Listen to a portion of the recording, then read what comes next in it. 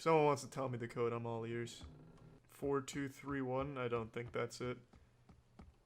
I think people are just shouting random fucking numbers. You know what? I'll trust you. Fine, how about that? I will give one guy in chat one try. If he's wrong, then I'm doing it normally. And Alien Creeper was wrong, right? I don't even remember the fucking objective now. Oh yeah, I'm looking for pieces of a doll that my dad's soul is trapped in, naturally. Okay, let's do this one first. So this will take me to the doll's leg. I don't trust chat anymore either.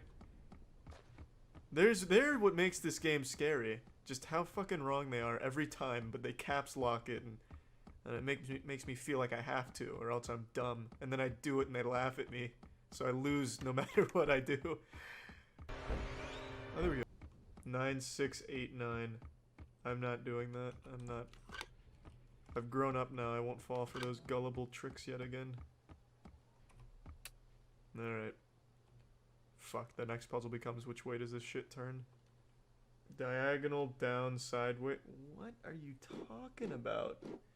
Oh, I see. Yeah, I had it backwards. Hey, look! It's that fucking nerd playing soccer from earlier. Now that was frightening. Yeah, no, I'm trying to give you your leg though, because I've already got it. What, are you gonna be like a stickler? You gonna be real selective with what you take from me? I already have your leg, just put it on. Dentures times dentures equals... Ooh, a little bit of an algebraic expression, huh? What does it all mean? Ooh, dentures activated. Alright.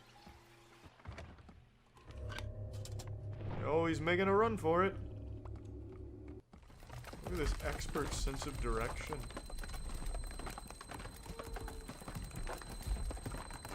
What is happening? Is the house stretching? Bang. What? Oh, I got it. Oh, there's somebody there. I didn't even see that until I put on the monocle. I guess that was supposed to be scary at first.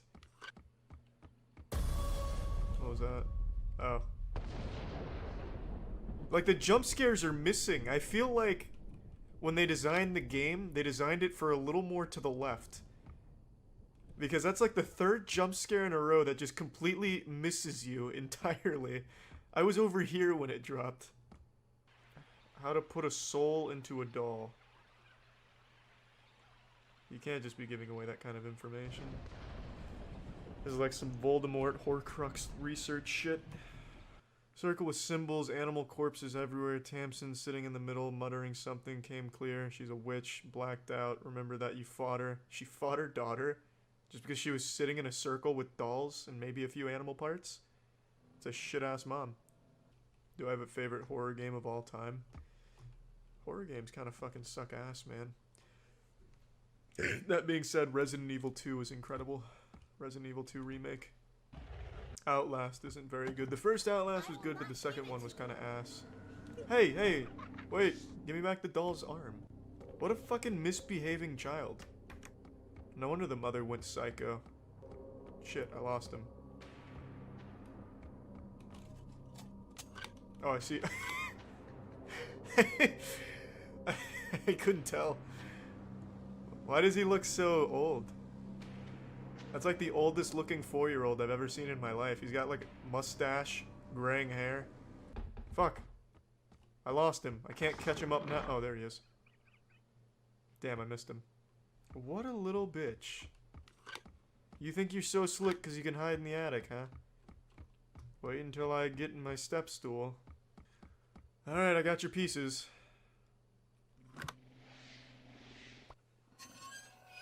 That was profound. First floor library. I was on the first floor and I didn't find the library. Oh, here. I found it. Easy. Are you taller than your girlfriend? Yes, by an inch. One glorious inch that separates the men from the girls and the boys from the men. Find the picture of the sun. Okay. Oh, shit. Alright. Monocle. Found it.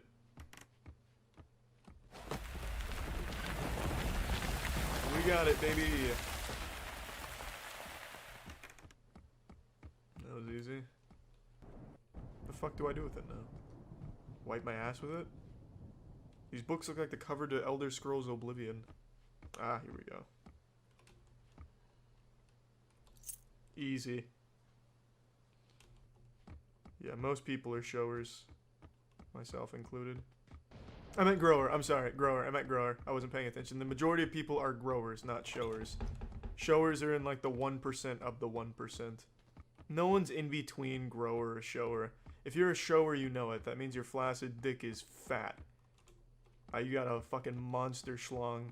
You would not be like in between. I think I'm going the right way. You see that? I'm starting to crack the codes now. It's all about backtracking. I can't open this box. I just tried a minute ago.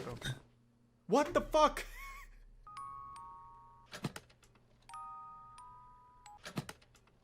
What am I? Oh, I'm doing that. I see. Nailed it. Quick time event's going well. Come on, come on, come on. The tension is building into a nice crescendo of horror. About to make a fat tinkle in my pee-pee when it comes to a jump scare.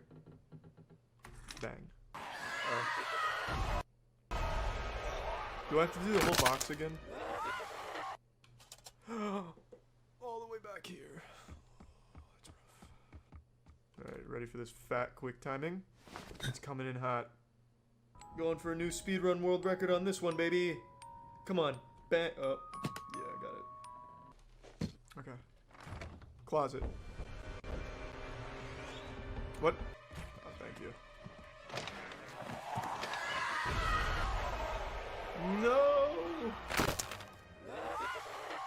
Oh, if you don't get that frame perfect, you don't make it. Jesus Christ.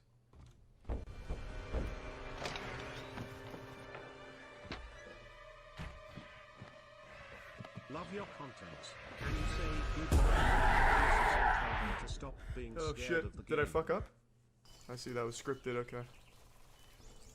Is this when the snake tries to convince me to eat an apple from the tree of knowledge?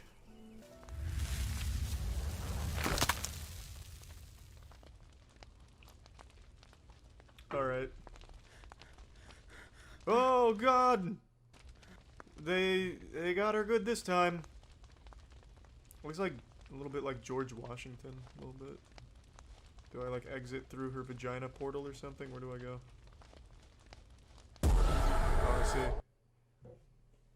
I get it now. I see what you were doing there, developers. You got me good.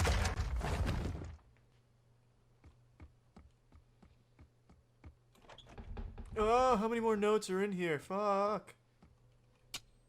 Oh, I got the cleaver. Oh, hey, shit. Come back. The science experiment's gone rogue. Pussy. Yeah, don't you feel fucking silly now. Shit, they're multiplying like rabbits. Yeah! I missed him. I've played Mordhau, I know how to use this. Did I get him? He's not even parrying me and I can't get him. Holy shit. Holy shit. Who's next?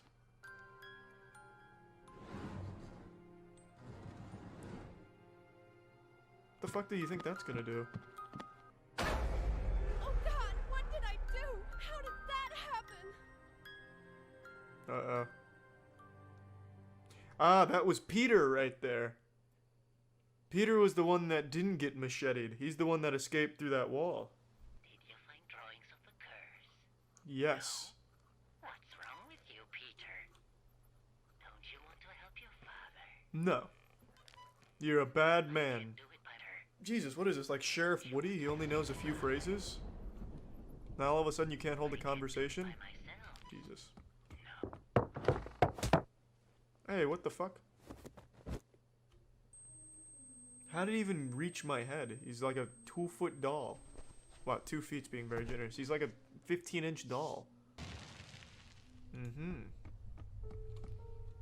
I feel like we have to be nearing the end of this game. Summon Santana. Ooh, yeah. Summon Santana, and then we could also get Ed Sheeran. Who did he? It's like the ocean under the moon. Rob Thomas. They could tag team a concert. You betrayed us. No, I escaped. I didn't betray you, I was deceived. But I will rectify everything. Wait, what? I'm not gonna refund the game. Oh, nice. Poison I'll Ivy. help you to find other Aconites. Look through the eyepiece. Oh, fucking Aconites. I don't even know what that is, and I don't want to do it. Just because it's another scavenger hunt. You know, I gotta wonder though, when developing a game, typically you have like a creative vision, right? And you want it to be kind of unique in its own way. But why would you make something that's literally just a carbon copy of like 50,000 other things? Like even story-wise, Evil Doll. It's just, I don't know, I don't see the point. You're not gonna like try, I guess. How the fuck do I get in there? Am I really gonna play another horror game tonight? The way you ask that makes it sound like you might not want me to. And for that, I just might.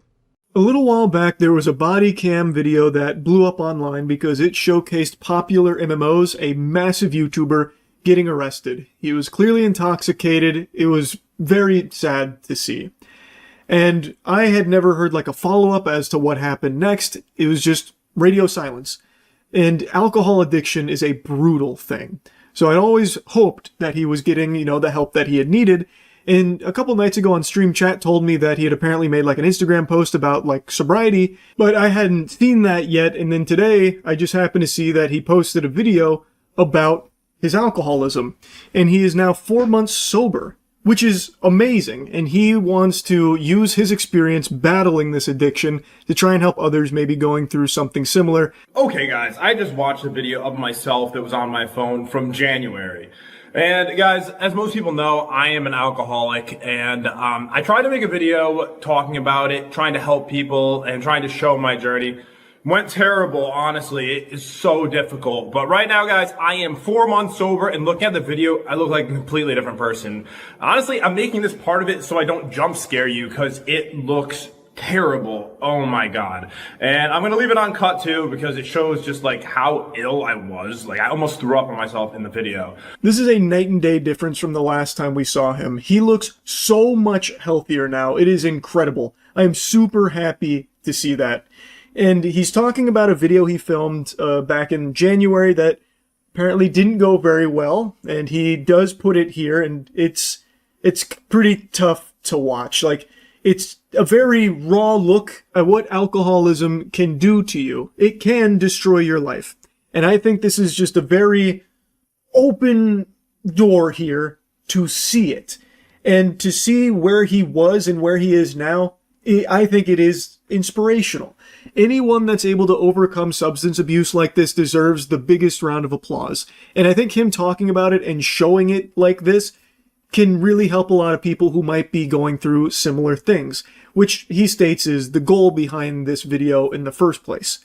Hey, what's up guys? It's Pat and welcome back to another video. It's been a very, very long time. And this is probably going to be, I would assume, the most important video that I do make. And as you guys can tell, I look pretty beat up. I didn't really try to fix myself up at all for this video because I wanted to show how I've been treating myself, I guess. As you can tell, this is gonna be the first thing anyways.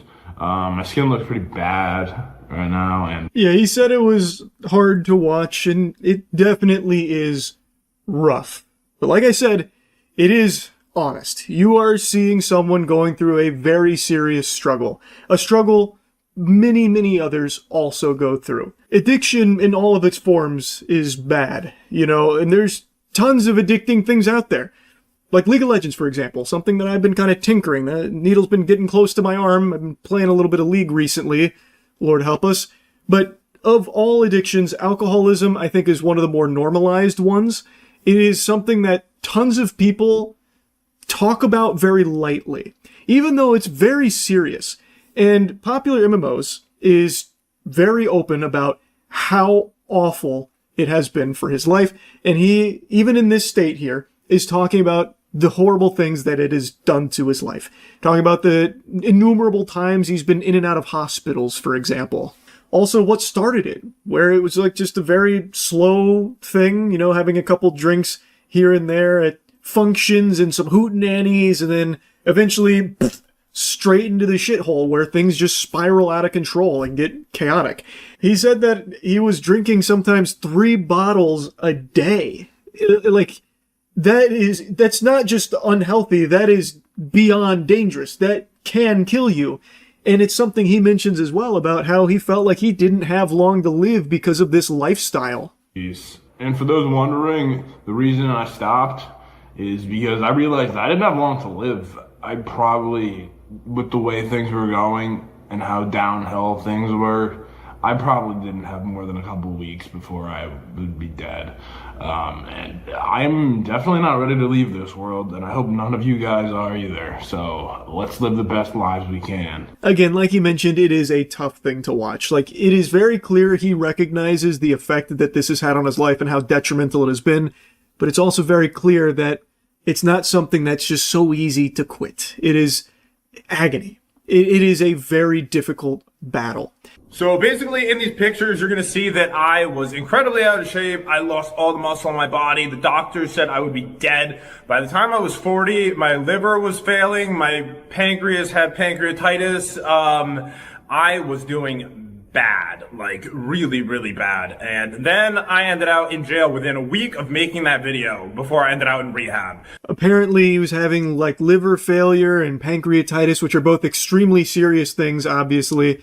And doctors apparently warned him that he'd be dead by 40 if he continued down this path. So to see him go from that to where he is now is incredible. And I'm wishing him nothing but the best going forward. A huge congratulations to Popular MMOs here. And while it is hard to see that video of the state that he was in talking about, you know, the alcoholism, I do think it was a good thing to include here because it's something some people need to see about how bad it can get. Like, you know, yeah, it looked like SpongeBob when he had the suds. Alcoholism can fuck you up. And him having this here takes a lot of courage. And to talk about it so openly is, again, a pretty tough thing for a lot of people to do. So, just huge round of applause to Popular MMOs. I'm very happy to see this, and I'm hoping everything continues to look up for him.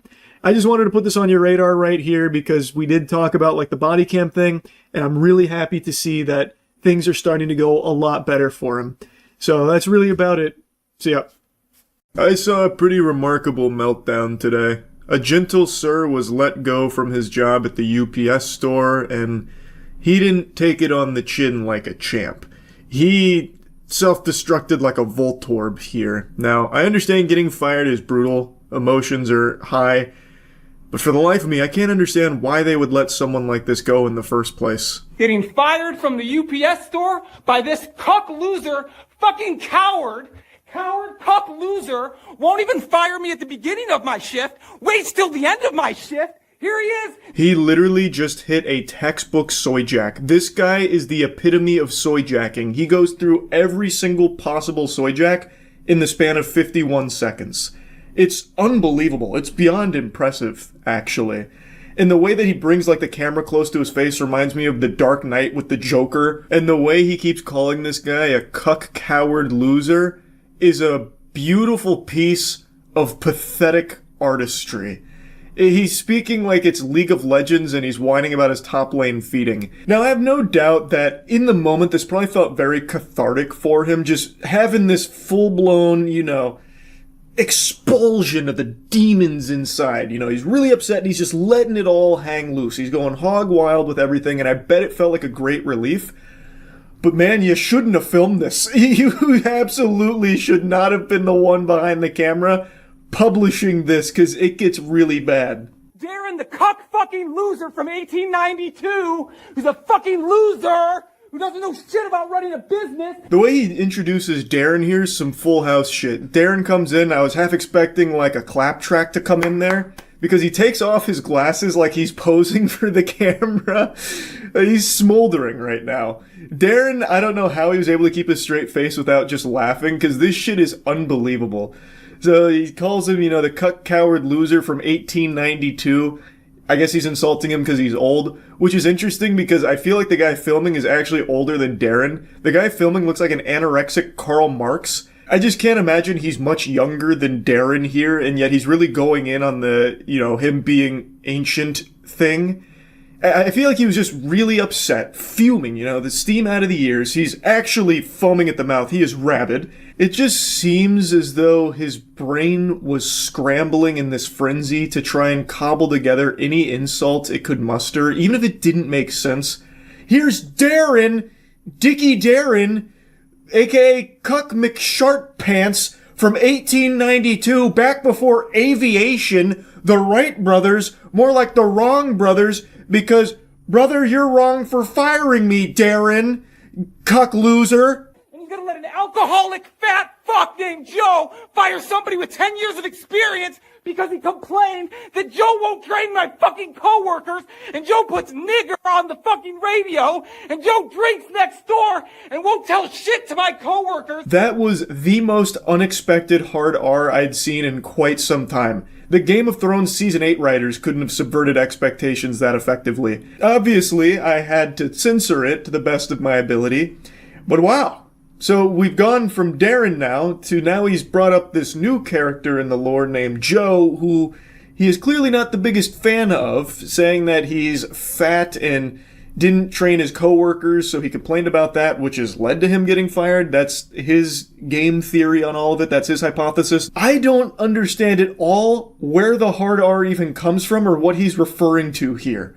He's saying Joe puts hard R on the radio? Like, what the fuck does that even mean? It's fucking craziness here. He is so angry. Like, he is angrier than Broly at Kakarot, like, before he becomes the legendary Super Saiyan.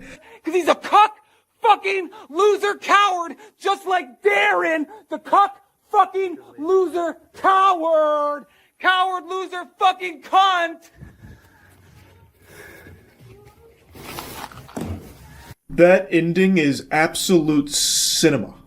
The way he goes from like this heightened emotional state to the point he's about to pass out. He actually, I'm not kidding, has foam around his mouth. He is spitting so much. And then he goes from that to like this like almost post-nut clarity moment. Like he starts to simmer down. He takes a deep breath. And then he walks away calmly. And he just leaves and then turns the camera off. And then he posted it online. I can't believe he posted this shit online. If any future employers see this, it's going to be pretty rough for him, I would imagine. Because you just had a very public freak out, as well as just dropping the hard R in the middle of it.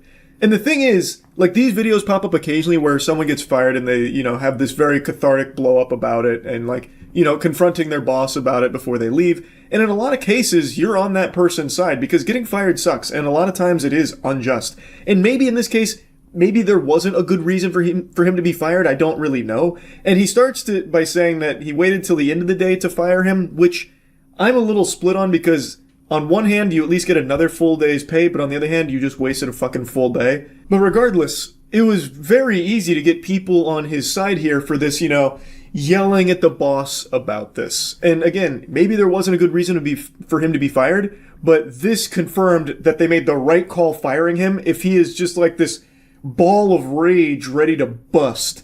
I had to talk about this. It was quite the meltdown. And the soy jacking, wow, beautiful. That's about it. See ya. In my quest to watch every video game movie ever made, I just made it to one that I was really dreading. And boy howdy did it hit me like a brick. A punishment I wouldn't wish upon my worst enemy. Watching the Assassin's Creed movie. I have a theory that most people that watch this film in theaters dumped it from their memories as a way of coping with the traumatic experience of watching something so criminally boring. I think as a defense mechanism, the human body voided the memory of this film's existence from a lot of people that were unfortunately subjected to its horrors. Now, the way I'm portraying it here makes it sound like it's one of the worst movies ever made that's damn near unwatchable. And that's because it's not far off. Not because I think it's objectively as bad as some of the other films I've already watched, like Silent Hill Revelations. There are definitely worse video game movies that have been made, for sure. But this one just does everything that nobody asked for. It is like the perfect epitome of taking a property that you're adapting and then just wiping your ass with pretty much everything to do with it. And I think what makes it more insulting is that there's glimmers of potential throughout the movie, like specifically with its action choreography. They do a really good job of capturing the free running and parkour of the games as well as the combat of the games in this movie. It's really flashy, it's really stylistic. Like, they do a very good job and a pretty faithful attempt at recreating that experience in a movie. I was very impressed with that. But everything else around it is a complete disaster. By far, its biggest sin is how boring the movie is, and that's because instead of just, you know, as the games would set you up, getting into the Animus, getting into the action, and you are in the Animus in the past doing all your assassin shit, instead of making that the focal point, instead it's mainly about this tedious chore of following our brooding, aggressive protagonist Cal, played by Michael Fassbender, around Abstergo as he talks to a lady who wants to end violence. She found the cure for violence, it's the Apple of Eden. Cal comes directly from the assassin's bloodline. They find him, he's very aggressive, like, he watched his father kill his mother when he was a kid, and then he ran away. His father was, of course, an assassin. He ran away, and he grew up to be very violent, and he fights people. And he was on death row. He was getting, killed because he killed a pimp. They make a point at making that, like, what he was facing the death penalty for. She was like, "You're very violent." And he says, "Yeah, you killed someone, didn't you? You're a murderer." And he's like, "Well, I mean, I killed a pimp." So because he murdered a pimp, he was getting killed on death row, and then the Templar come in and save him because they recognize that he's got the blood, and they need him to jack into the Animus so they can go into the past and find the Apple of Eden through him. And they have all of Abstergo set up with all of these other adjacent assassins in there that they've been exploring to try and find clues, but they need Cal. And Cal's just brooding, and he sometimes makes wisecracks, but he's just so boring. Everything that happens in Abstergo is a snooze fest. And it's really some weird decisions they made with the Animus itself, because instead of just lying down in the Animus, they make it a giant claw. Literally like my GamerSup's claw machine, it is a giant claw that picks him up and does this with him, like gyrates him around for all of his parkour maneuvers, and it like thrusts him into a wall as he's like going back to the past. I don't really get the point, and this movie is entirely reliant on lens flare to obstruct your view of its CGI. It's a huge budget film, but for some reason it seems really shy about showing you its visual effects. So that claw, you never even get a clear picture of because it is constantly like a fucking solar flare hitting your retinas. Like your peepers getting melted like that guy from SpongeBob when the bald head shines in his direction. I don't know why they would even bother changing the Animus to something more intricate like that when they're not even going to show you it. And it also doesn't even matter. It does not do anything. It doesn't really change anything. It's just goofy and silly. It's like they really wanted to make like some deep sci-fi spin off the Animus, even though it's already very like deep tech. I don't know. I really don't know what they thought they were cooking there, but they fucking burnt that dish for sure. But when you finally do get into 15th century Spain with one of Cal's ancestors, it's really fine. Like, the parkour I said looks good. The action is actually pretty impressive. The story sucks. I don't think it's even worth diving into the narrative here. The story and the writing are atrocious. I think most of you know this by now. I am not the biggest Assassin's Creed enthusiast. I am one of its most adamant haters. I am a D1 Assassin's Creed not enjoyer. I am constantly screaming it from the mountaintops. I have not liked Assassin's Creed in about a decade. Like Black Flag, I know it's a really cold take, but Black Flag was the last one I liked, and I didn't even like that as much as everyone else seemed to. I just don't like the franchise. It's not for me. I don't have any problem with people liking it, though. That's totally fine. It's just not for me anymore. I find it to just be really not fun. So right away, this movie already had a tall mountain to climb in regards to my personal taste, but everything they did here narratively was so much worse than any of the Assassin's Creed games. And I've played pretty much all of them. I always give them a fair shake for the most part. I don't know why they wouldn't just take one of the storylines that had already been established through so many of these games. It would have been far easier, and it would have made a lot more sense than what they tried to conjure up with this dog shit. It is a disaster. Like I said, the Templars want to cure violence. They found the cure to aggression with the Apple of Eden, which takes away free will. Their whole plan is get rid of free will so we can control them and there's no longer any violence. And the lead scientist at the Templars is someone that you grow kind of sympathetic with, like, oh, seems like she might start to realize this is a bad idea, like, oh, maybe the Templar can't be trusted with something so powerful. Her motivation makes sense. Her mother was killed by an assassin. Now she wants to find the Apple of Eden to make sure that kind of tragedy doesn't happen to anybody else. Fast forward through the adventures of finding the Apple of Eden. It's really underwhelming. Like, everything that happened in the Animus with action was cool, but everything that happened story-wise was really silly, because it turns out the Apple of Eden was with Christopher Columbus the whole time. Christopher Columbus was associated with the assassins, and he held the Apple of Eden in his grave. So when the Templar learned that, they just go to where Christopher Columbus was buried and just ask for it. They're like, oh, the Apple of Eden? Yeah, it's right over here. We got it. It's in this box, actually. Like, it was just in their desk the whole time, right under their nose. This entire time. It was so lame. And speaking of lame, the entire character arc of Cal sucks major wiener. So Cal's dad kills his mom right in front of him. And it's, that really fucks him up. Understandably so. So he spends his whole life, like, just being mean and aggressive, and he, like, hates his dad, wants his dad to die. So, like, his final words on the deathbed were, "Tell my father I'll see him in hell." That's what he says. It's so edgy and so grossly cringe. But we do get to see his dad. Abstergo actually has his dad there because they were using him to find more information on the Apple of Eden. So then he gets to meet his dad. He's like, "Papa, I hate you." And he's like, "I get that. Is it because I killed your mother? I did do that. I did kill your mother. But I did it for her own good. The assassins must protect the Apple of Eden. We have a creed. We must uphold the Assassin's Creed." And Cal has the hidden blade to him, and he's like, "If you're going to kill me, Cal, just do it. I do deserve it." And he's like, "Do it yourself." And gives him the blade. So that's like their closure moment.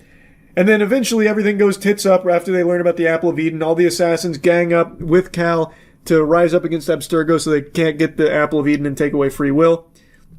And Cal's dad, he has his hero moment where everyone's rising up, including Cal's dad. And Cal's dad kills one guy while he was like looking in the corner, Blair Witch style. He turns around, kills one guy, and then immediately just gets ganked. Like, the other three dudes stab him a bunch, and he just dies. And that's the last you ever see of Cal's dad. I don't know what the point of even bringing him back was. He added nothing. Truly a waste. And also, the entire, like, rising up against Abstergo was super weird, because all of the Abstergo employees, all of the security, they make a point of saying it was like a $9 trillion operation with the Animus and all of the Abstergo, like, henchmen and all their hired muscle, and yet not a single one of them has a gun.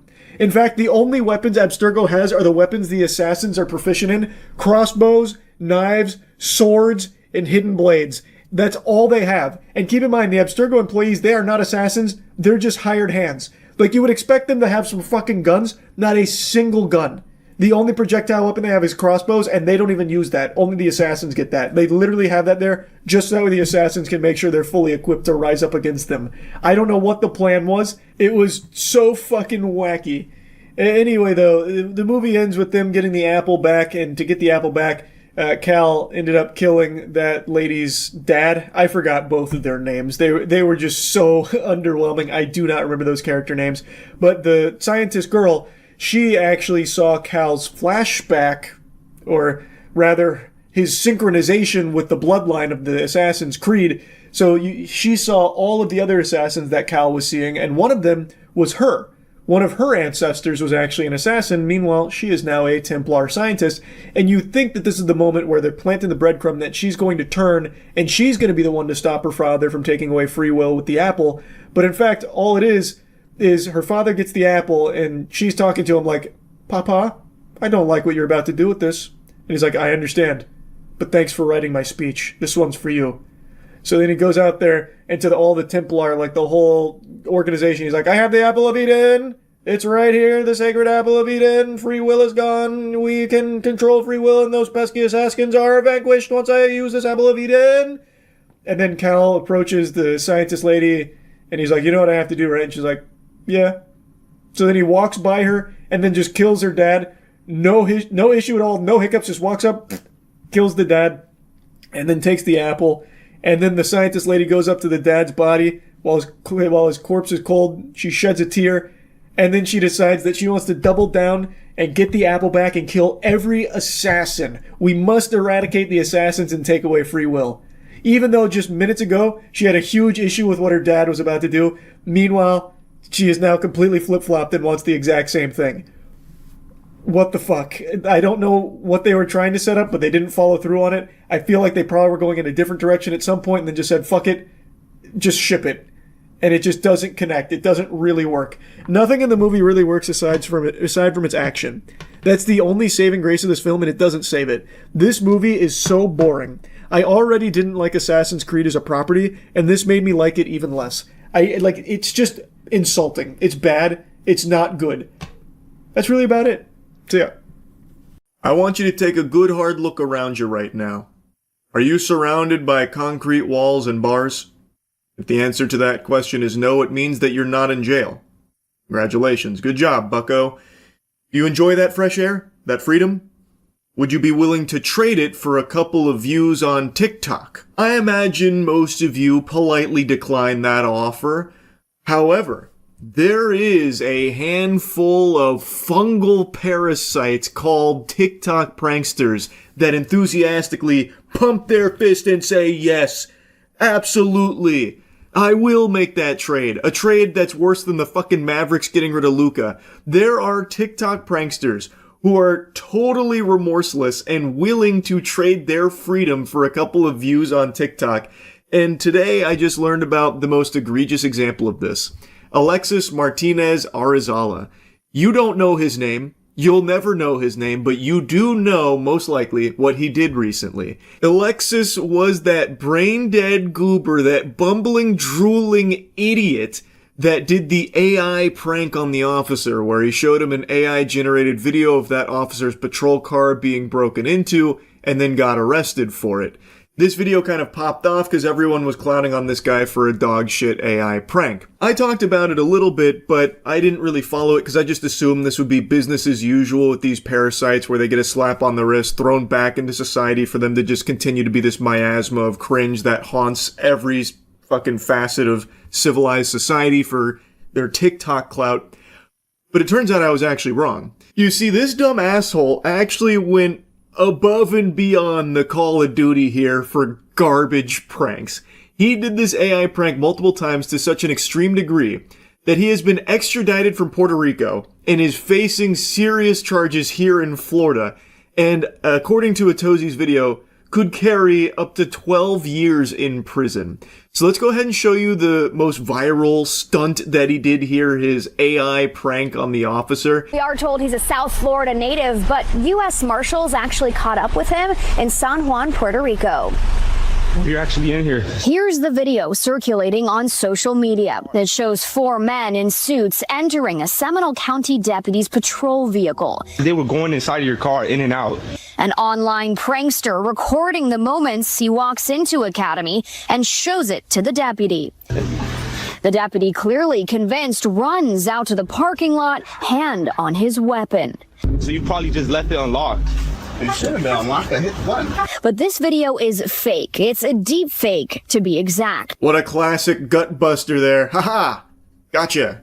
You thought your car was being broken into. And he doesn't just do it to officers, by the way. He actually does this to normal civilians as well, terrorizing them with these same kind of AI fakes that he makes of them and doing like crazy shit or having their things stolen or even their spouse cheating on them. But this officer one did get him arrested.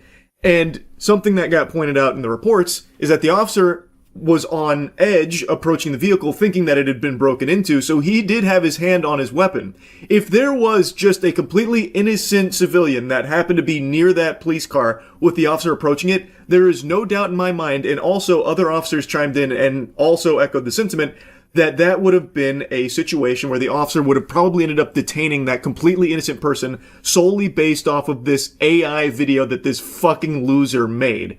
So, and that could have, who knows what could have happened there. It's extremely dangerous. James Copenhaver agrees. The former detective says this deputy did everything correctly, but things could have ended differently. What would have happened if some bystander would have been stopped at this patrol car, tying his shoe or what have you, and this deputy approached?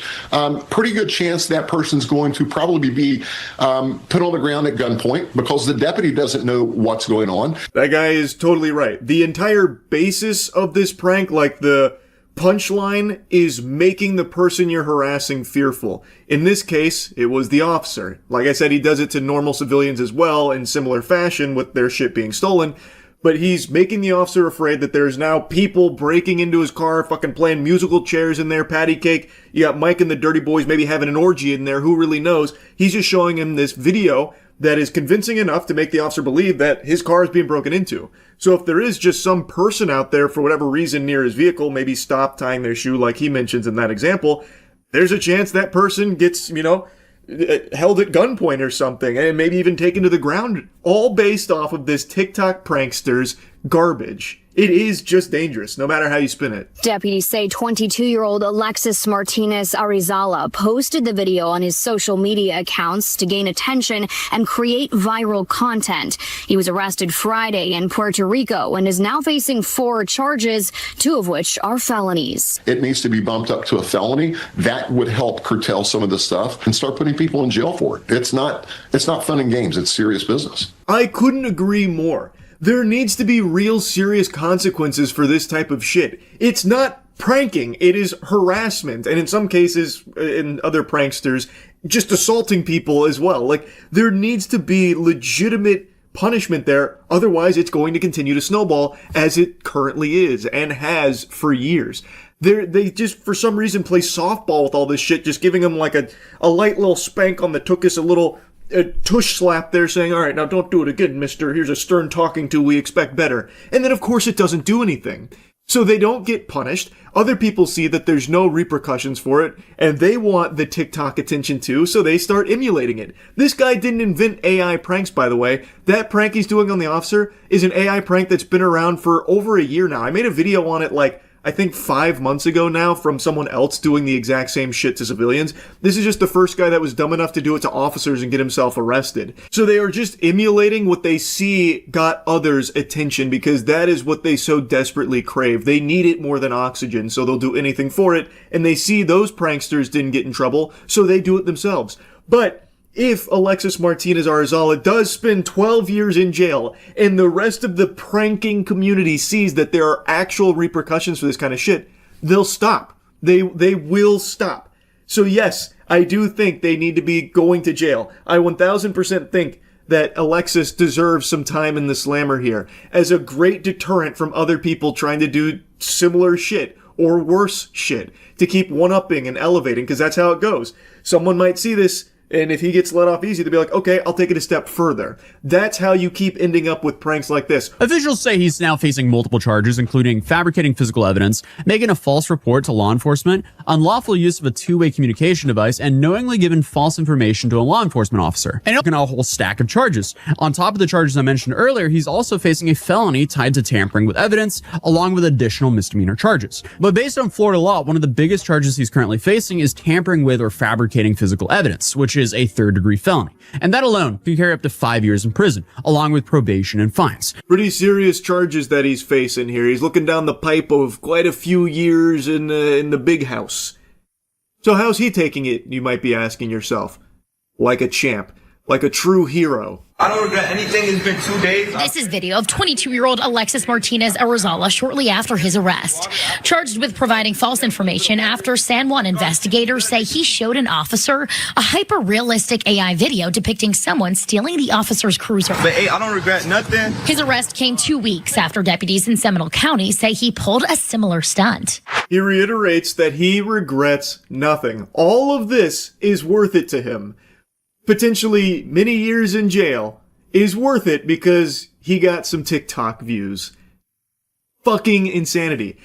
This should be making the job easy for the justice system. You have someone who has serious charges. He is outright telling you he doesn't regret it. He is making it clear he'll probably do it again. So why the fuck would you be taking it easy on someone who is giving all signs, all indications with his whole chest that he is going to reoffend? He's now facing 4 charges in Seminole County, 2 of them felonies. In 1 month, I hit 50,000 followers on TikTok. That's body camera footage of Arrizala months earlier at the Home Depot of Palm Beach Lakes Boulevard, where West Palm Beach police say he's pulled similar pranks twice before. Yeah, it was wild. Police say Arrizala first showed Melanie Valentine an AI video of her truck being stolen, then tried to get her into his car. But it was really scary, like thinking about it after the fact. Here's a little montage of just the normal civilians he also does this kind of shit to. So this lady was apparently shown an AI video that he made of her vehicle being stolen, and then I guess tried to get her into his car with him.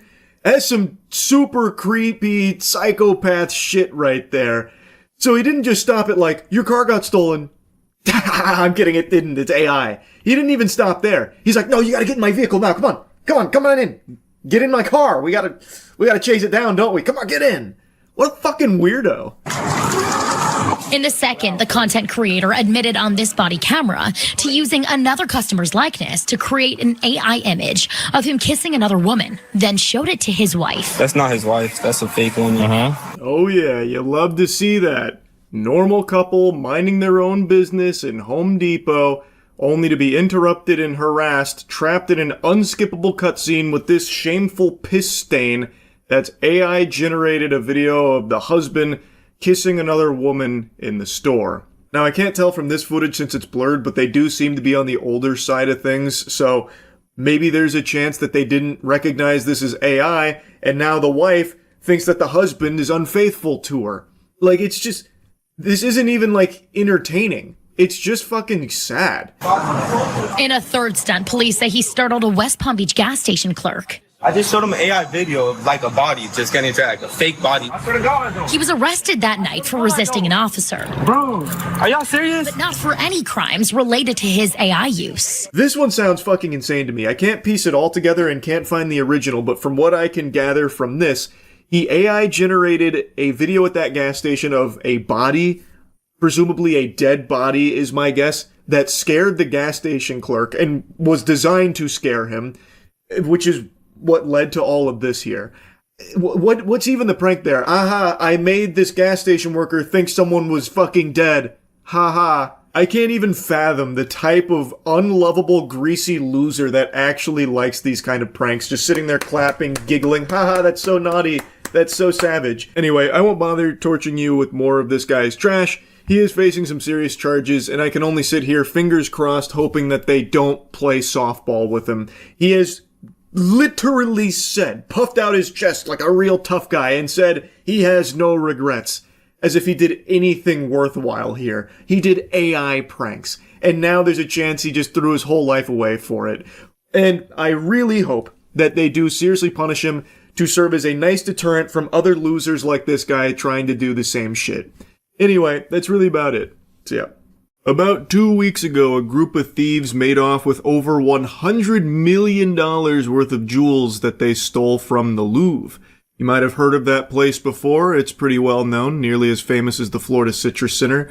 The Louvre houses innumerable, priceless art and jewels. Now, I don't know about all of you, but for me, whenever I hear the Louvre, the first thing that pops into my head is that episode of Courage the Cowardly Dog where all the art starts coming to life.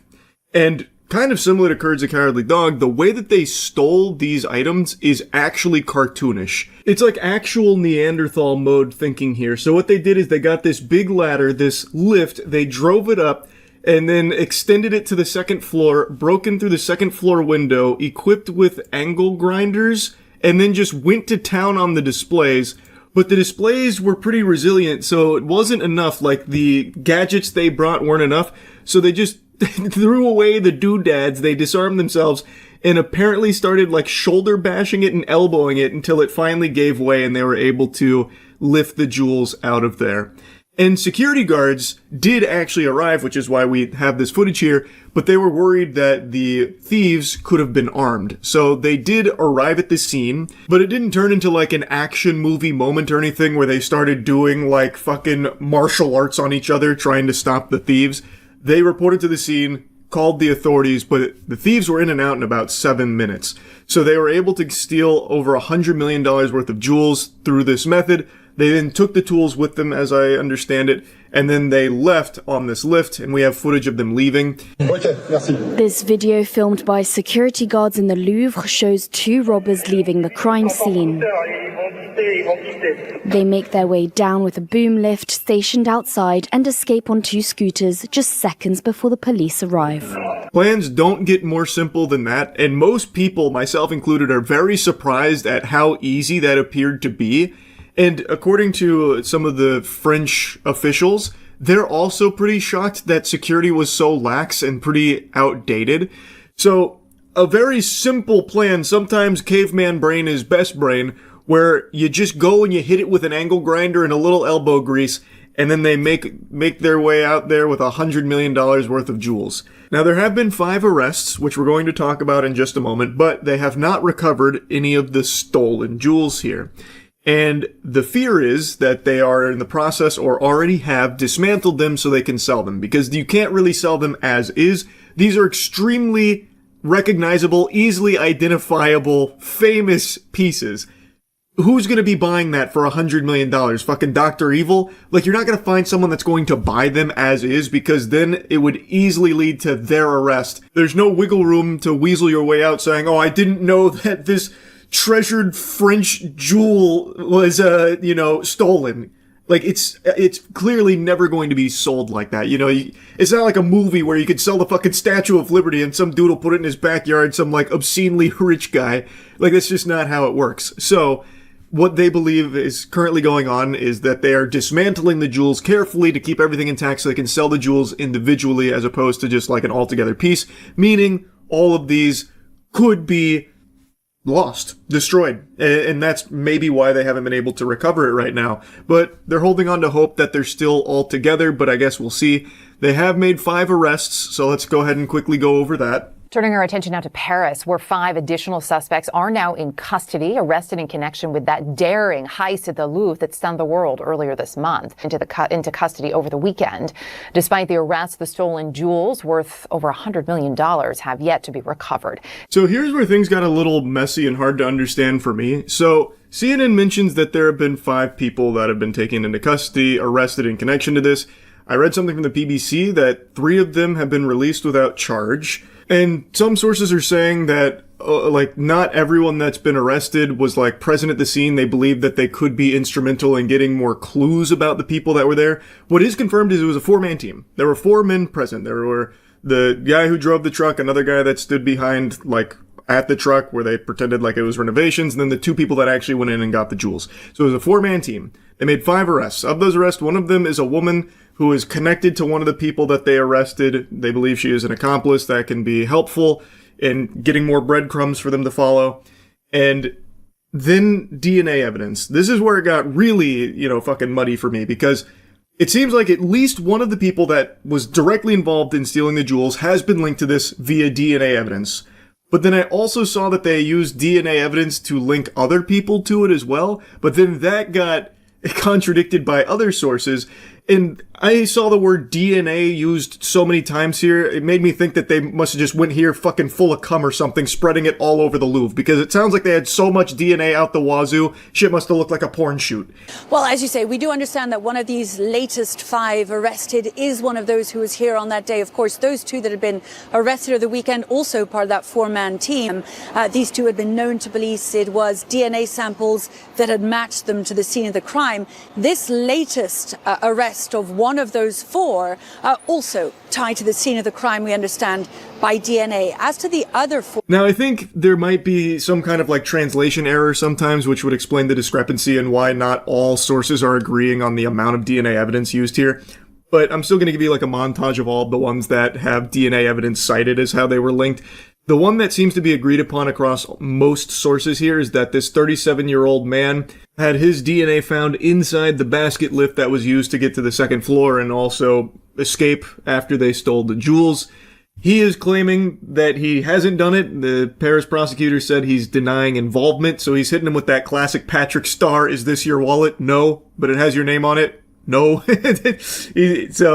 But across most sources I can find, they all agree that his DNA was found inside that basket lift. Another person arrested in connection to this heist was a 34-year-old Algerian national who was arrested while trying to fly to Algeria. Apparently they had found his DNA matched on a scooter that was used in the getaway. And then finally, the 38-year-old woman who is actually the partner of the 37-year-old man. They have children together, and a small amount of her DNA was found in that basket lift, which could have been possible because, you know, maybe she had, like, left something or whatever on him, which was then transferred to the lift when he got in it. Now again, like I said, across a bunch of sources that I was reading, some of which were translated, some of them didn't mention the DNA evidence used in like the 38-year-old woman or the 34-year-old man. The main one that I saw that everyone seems to agree that DNA that has like hard linked them is that 37-year-old in the basket lift. But anyway, it sounds like they had arrested 5 suspects here. Some may have been released, but it looks like they're hot on their tail, but have yet to recover the jewelry. They continue to search for it and try to get all of the items back. I guess we'll see how it goes, but what a crazy fucking heist. Over $100 million worth of this jewelry. I have to imagine that they haven't sold any of it yet, would be my guess. Pretty much every official is saying that this is not like a professional, you know, ordeal. This was not carried out by, you know, Ocean's 11 style geniuses, galaxy brain scheme or anything. These are petty criminals that just did a very simple idea that worked. And I think they're right. This does not seem like the work of some highly organized professional crime unit or anything here. Like, this really does seem like a group of goobers got together and said, what if we took a lift to the Louvre to get to the second floor real quick and then take some angle grinders to the displays? Like, anyone could hatch that idea. Like, that's pretty, like, low neuron activation scheming. So I think they're right. These probably are petty criminals, which leads me to believe they probably haven't started dismantling any of the jewelry yet, because they're probably still trying to figure out how the fuck to do that. Or maybe they're so brazen that they're trying to find buyers for it as is, which is not going to be super quick. So I think there is a good chance that they do recover the jewelry. It's just a matter of when. It seems like they have narrowed in, at least on some very, you know, likely suspects here that are in connection to this possibly. So I guess we'll see how it all shakes down. But anyway, I wanted to yap about this a bit because it really is one of the craziest jewelry heists in modern day. That is an unbelievable haul to make off with from one of the most famous locations on the planet. Full stop. The Louvre. That's crazy. So anyway, just wanted to talk about it a bit. That's it. See ya. There's a viral video going around on the internet right now that really struck a chord within me, deep within my soul. A video that is about a short man getting very angry and he becomes a massive douchebag asshole. I'm sure most of you have seen this, but from the perspective of a short man, we're a rare breed, so I figured you'd want the unique perspective of a man who's below average male height. I'm 5'6". And one thing I'd like to say about this video before I play it for the few of you that haven't seen it, is this video is so embarrassing on this guy's part that it made me feel tall. Watching this video made me forget that I was short, and I was just laughing at this guy like, this fucking loser must suck being short. And it didn't occur to me until I went to take a shit and I looked at myself in the mirror that I was like, God damn, wait, I'm short too. You're great women. Why is that okay? Why is it okay for women to say, oh, you're 5 feet on dating sites? You should be dead? That's okay? Who said that to you here? Nobody. Women in general have said it on dating sites. So you're looking at the protagonist for this new sitcom called 2.5 Hobbits. He's very upset that he's short, And allegedly, according to the girl who posted this video, this took place at a bagel shop, and he was just being misogynistic asshole to all the women. And that's when they started filming it, and he immediately starts talking about dating sites where girls make fun of him, which leads me to believe that he had just got rejected on Tinder, and Bumble, and Match, and Christian Mingle, and his favorite Twitch streamer rejected his application to be a mod. So I'm guessing just all around was a bad day, and he took it all out on women at this shop. You think I'm making that shit up? Everywhere I go, I get the same fucking smirk with the biting lip. Shut your mouth. You're not God or my father or my boss. Dude, you want to step outside? You want to step outside? Huh? I'm not standing, pal.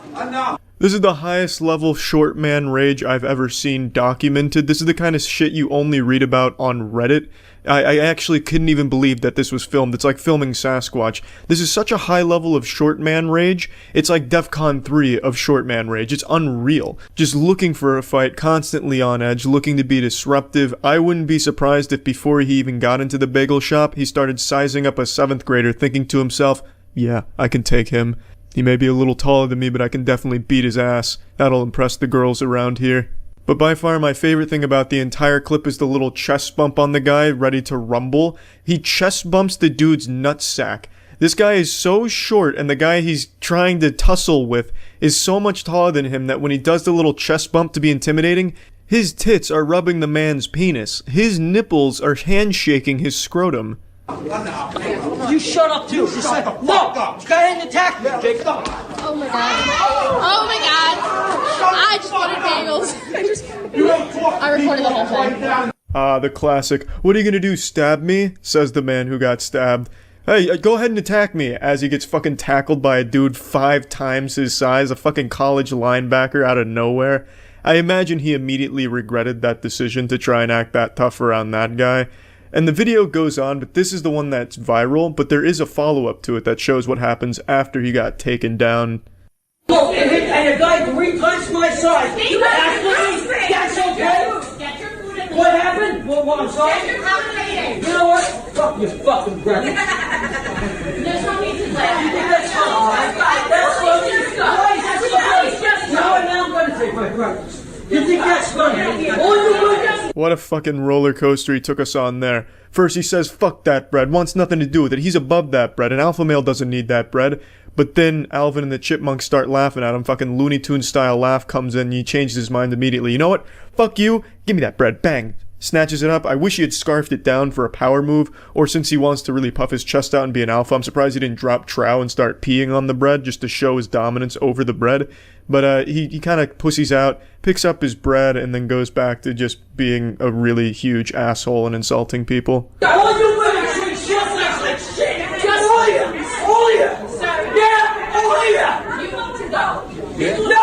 You women need to stop being so fucked up!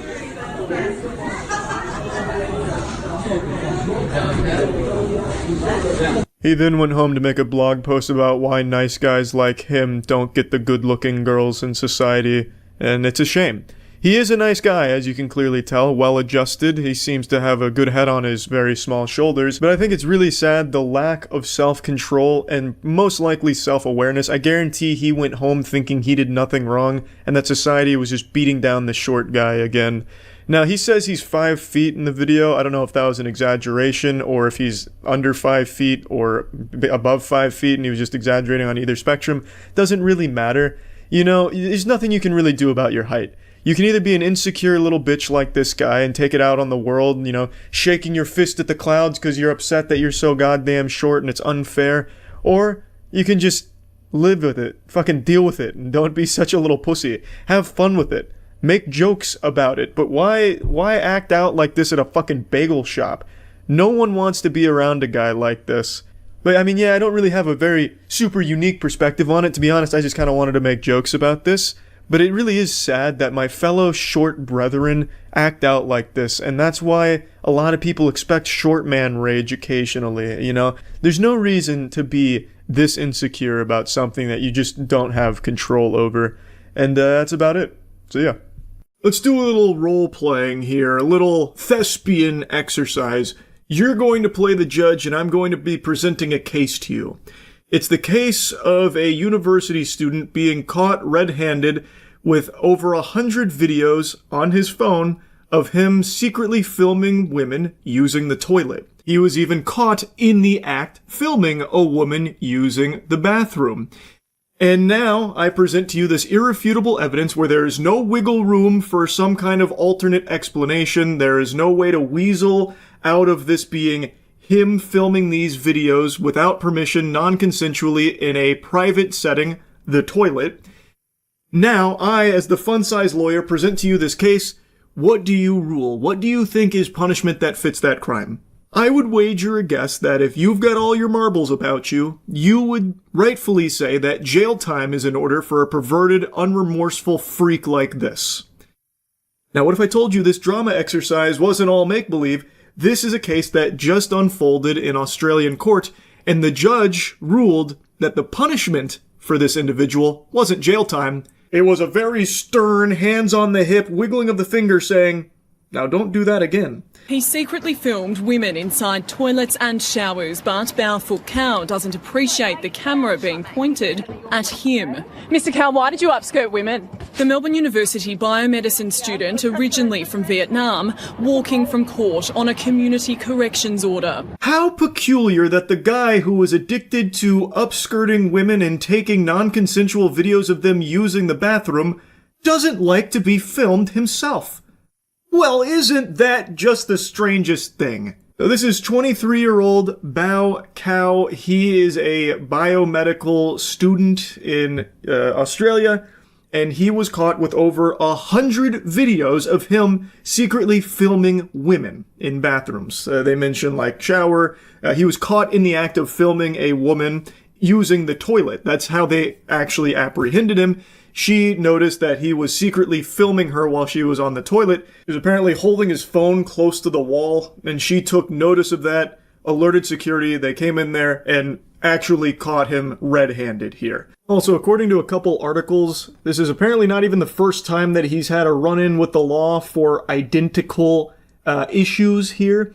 The offender had been sentenced twice before receiving a community corrections order in July 2025 on the same matter and May 2025 relating to an incident in October of 2024. Al is supposed to be in Melbourne studying to become a neurosurgeon. Instead, he's been exposed as a serial pervert. 3-year-old was living at Rooming Cos, a CBD student accommodation in the city. A fellow female student was showering when she noticed someone holding a mobile phone under her cubicle.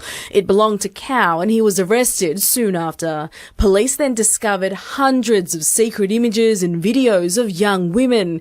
There could be up to 150 alleged victims. This is from a couple months ago with a previous run-in he had with authorities here.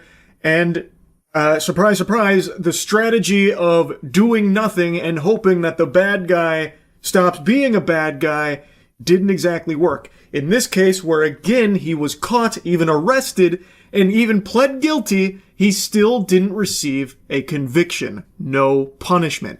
He had to take like a sex offender course or something. He had to do like a tutorial on how not to be a sexual degenerate pervert scumbag loser fucking vile worm. Cow pleaded guilty. He was sentenced to a community corrections order and forced to undergo a sex offender treatment program. No conviction was recorded. It also means that if he does go on to become a doctor or a surgeon, his patients are not going to know what he's been up to and what he could potentially get up to. He should get kicked out by the campus. Not only should he be kicked out, that should have been like a day one, like snap of the fingers, like instant reaction to all of these crimes that he has literally pled guilty to, caught in the act multiple times. They should have instantly caught him, or kicked him out for the safety of the students, and then throw him in jail. These are serious offenses. And as that lady mentioned, if he goes on to become a doctor, which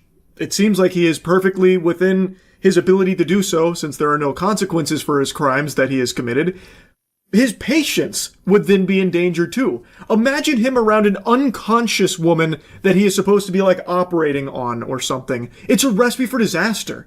It's fucking terrifying. A few months ago, Cow was arrested again after filming a woman inside the public toilets here at the District Docklands shopping centre. He confessed and pleaded guilty. Again, no conviction was recorded. How many women have to be subjected to a perpetrator of this type of crime, and he literally gets away with it? How safe are the female students at that university right now? That's a great question. How safe are these women? How many women need to be subjected to this perpetrator who keeps getting away with it and is getting sent a very clear message from the justice system over there in Australia that he can just keep doing it to his heart's content till the cows come home? Why don't we ask the judge, Michelle, who is the one that was presiding over the case that was mentioned there about how he was caught filming in that toilet? That's the one that we've been watching prior to this older one. He is done and has been caught multiple times doing this exact same thing, and yet still not being punished. Mr. Cowan, do you still plan on becoming a doctor? Mr. Cowan, do you plan on apologising to your victims? Police found over 100 secretly recorded videos and images of innocent women on the 23-year-old's phone, taken inside public bathrooms at Docklands District Shopping Centre and at his student accommodation in the city. Yeah, he can still pursue being a doctor. He's not getting any actual punishment, no consequences, even though he is very clearly guilty of these crimes for which he is accused. They have overwhelming evidence, and it's not even a matter of if he did it. They know he did. They just don't care. I guess the judge that was presiding over the case just hit him with a yawn. So what? He had over 100 videos secretly recording women in bathrooms? Big whoop! I got the fucking courthouse shitter bugged right now! Sue me! What a despicable outcome to this case. To me, it reads like they don't take sexual crimes seriously. That's what it feels like. It's unbelievable that they know he did this. They just don't want to punish him. So now this disgusting freak gets away with it. Not even a slap on the wrist. Still gets to be a doctor down the line and doesn't go to jail or face any repercussions for it. He has a 12-month period where he can't reoffend. That's all. But despite his guilty pleas, the court let him off without a conviction. Explaining his actions, he told police he was in the female toilets because he wasn't sure about his gender. Are you still unsure of your gender? Now, in all the articles I've read relating to this case, I've only seen this claim from 7 News Australia. I'm not familiar with the organization, but according to them, when police were questioning Mr. Cow as to his reason for being in the women's restroom doing this, he panicked and spit out a bunch of horseradish that he's actually in there because he's unsure on his gender. However, according to a different news organization, what he said when confronted by authorities after being caught in the cubicle secretly filming that woman is that he was gay. He told the police that the reason he was in the women's restroom is because he was gay. Reaching into her cubicle, she ran and told security, and when he was confronted, Cal said he was gay. That's why he was using the female bathrooms. When police seized Bao Cal's phone, they found more than 100 different videos, but only one victim was identified. The rest remain unknown. It's not the first time Cow has been shown mercy by the courts. In May last year, he avoided conviction after he was caught upskirting a woman, and in July, he avoided conviction again for near identical offending. It actually is crazy how he continues to just get away with it with no punishments, because it's not like he and his legal team are going in there like he's got fucking Saul Goodman in his corner and they're in there outsmarting them in the legal system, giving like some kind of crazy legal smackdown proving his innocence. They literally march in there and just say, yep, he's guilty. This guy, he did it. Everything you've accused him of, he did do it. Okay, are we done here? Can we all go ahead and leave now? I'm getting kind of hungry, and he's got to go secretly film other women in other bathrooms. So, are we done here? No convictions, right? No convictions? All right, great. Really appreciate it. Big thumbs up. We're going to go ahead and leave now.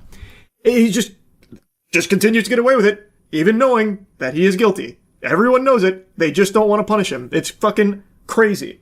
Now, in the case of what he said to officers at the scene, 7 News Australia claims that he told them he was unsure of his gender, and then 9 News claims that he said he was gay. Either way, this clearly seems like a desperate, Hail Mary attempt to avoid going to jail, No, you guys have got it all twisted. I'm not in the women's bathroom because I'm a pervert. I'm here because I'm gay. And it's like, okay, that doesn't do anything. What you were doing is still highly illegal. You are caught filming women using the bathroom, and you were caught with over 100 other videos of secretly filming these women, non-consensually. It's a sexual crime. It doesn't matter if he's unsure of his gender or if he's gay or anything like that. Which, by the way, is something he didn't say in his previous run-ins with the authorities for similar crimes that he has been guilty of. So it really seems like it's just something he pulled out of his ass desperately when confronted by the police after getting caught red-handed again. Now, from what I can see from court, this never got brought up. So to me, it seems like his defense found it to be a pretty weak position to try and argue, because him secretly filming videos of women using the toilet, upskirting, about to use the shower in a fucking intimate setting like the bathroom where he's non-consensually filming them is still illegal in every single possible context. So like I said, I haven't been able to find any information on if that was ever even brought up in court or not. It doesn't seem like it was. It sounds like he must have been like really trying to avoid getting arrested again, so then he tried saying like, I'm unsure about my gender, thus I had to be in the women's restroom filming these women non-consensually, collecting data here on my phone with these videos. Like, it sounds like that was something he just tried with the police that were about to arrest him, and not something that they actually tried as like a legal strategy, though I don't know, because not all of the information on this case is public. All we have is the judge's final verdict, where she cites things not related to that, but instead that he's young and also might be lonely. That was her reasoning for no punishment for a serial pervert who has committed numerous crimes. The court today heard one of his traumatised victims remains anxious and, unsurprisingly, hypervigilant, the incident impacting her ability to use public restrooms. In her sentencing, the magistrate said Mr Cow has no family here and considers him to be isolated in the community. She also said the 23-year-old's youth needed to be taken into account. Bro, this judge can suck a fart out of my butthole. What are you talking about? What does that have to do with this case at all? He's 23 years old. Do you think he doesn't know the difference between consensual filming and non-consensual filming? This is a sexual crime. He is using the women's restroom for the sole purpose of filming them use the bathroom, and apparently upskirting women. And apparently, according to some of the articles, was secretly filming women who were about to use the shower. Like, this is not a matter of like, he didn't know any better. How could he have possibly known? He's alone in our community. What are you talking about? There's plenty of people in the world that are alone right now that don't do this degenerate, disgusting, criminal shit. And the message that the court is sending to the victims here is just gross. Literally giving the victims one of these right here. That's the gift from the judge in this case. Over 100 videos of victims that, again, they know the guy is guilty. They know that. They even say as much. And then they just don't do anything about it. They let him get away with it. It's not even like the, like illusion of a punishment. They don't even try and pretend like they're punishing him. They're even just trying to garner sympathy for the guy, saying like, oh, well, he's alone and, well, he's only 23 years old, so we have to make sure we take that into account. So I think what makes sense here is that 12 months, just don't do it again and we're good here. Then all is squared. The victims got no justice. So, like, they read an impact statement from one of the women who was filmed by Cow here, and she's talking about, like, how it actually really dramatized her. And I imagine many others probably would feel the same if they found out that when they were using the bathroom, there was some secret fucking evil weirdo in the stall next to them filming them the whole time in order to jerk off to it. Like, I'm sure many people would feel extremely upset and uncomfortable by something like that. And then, on top of that, after they catch the person responsible, they get away with it. And not only do they get away with it, they try and play like a sad song on the world's smallest violin for the guy, not for the victims. They don't do anything for the victims to try and get them justice or anything. It's no compassion for the victims of a sexual crime blows my mind here. And the judge, Michelle, even had the gall to say, like, the women deserve to feel safe in this kind of area, you know, an intimate spot like the bathroom. Which is why I'm ensuring that this guy does not go to jail and does not get punished. We'll have a 12-month period where we ask him to maybe just stop pump the brakes on that filming women secretly in the restroom business. That ought to make all these victims feel better and feel safe again. It's crazy, man. It blows my mind. Judge Michelle really dropped the ball on this one. I think there needs to be a follow-up investigation here, but that's... Maybe I'm on the crack pipe. I just feel like justice wasn't exactly served. No convictions, even though this is not the first time he has faced this. He continues to have a 100% win rate here, and even just, all he does is just plead guilty, and they just refuse to punish him. It's not like he's going in there and outsmarting them or something, or proving his innocence or anything like that. He just goes in there and just like, yeah, I did it. Okay, can I go now? Are we done here? Like, oh yeah, we're done. No conviction. Don't worry about any of that pesky nuisance stuff. Don't worry. Go about your day. Keep studying. Can't wait to see you as a neurologist out there and all that stuff. It's mind-boggling. It really is crazy. I had to yap about this when I learned about it. That's really about it. So yeah. Today's such a special day. I even dusted off the bucket hat for it. It's High Guard release day. I imagine you probably already called in sick for work in order to take as much time as possible to enjoy this game that everyone in the world had been salivating for since it was revealed at the very end of the Game Awards. Since then, it's been quite a question mark with High Guard because they got the prime spot in the Game Awards out of nowhere, a game no one was expecting, and a genre most people weren't exactly super excited for these days. Most people perceived it to be a hero shooter, myself included, because in the footage they showed it looked like it was some type of hero shooter. Most often compared to like Concord, it wasn't a great trailer, and the position that it was placed in at the Game Awards made things even worse.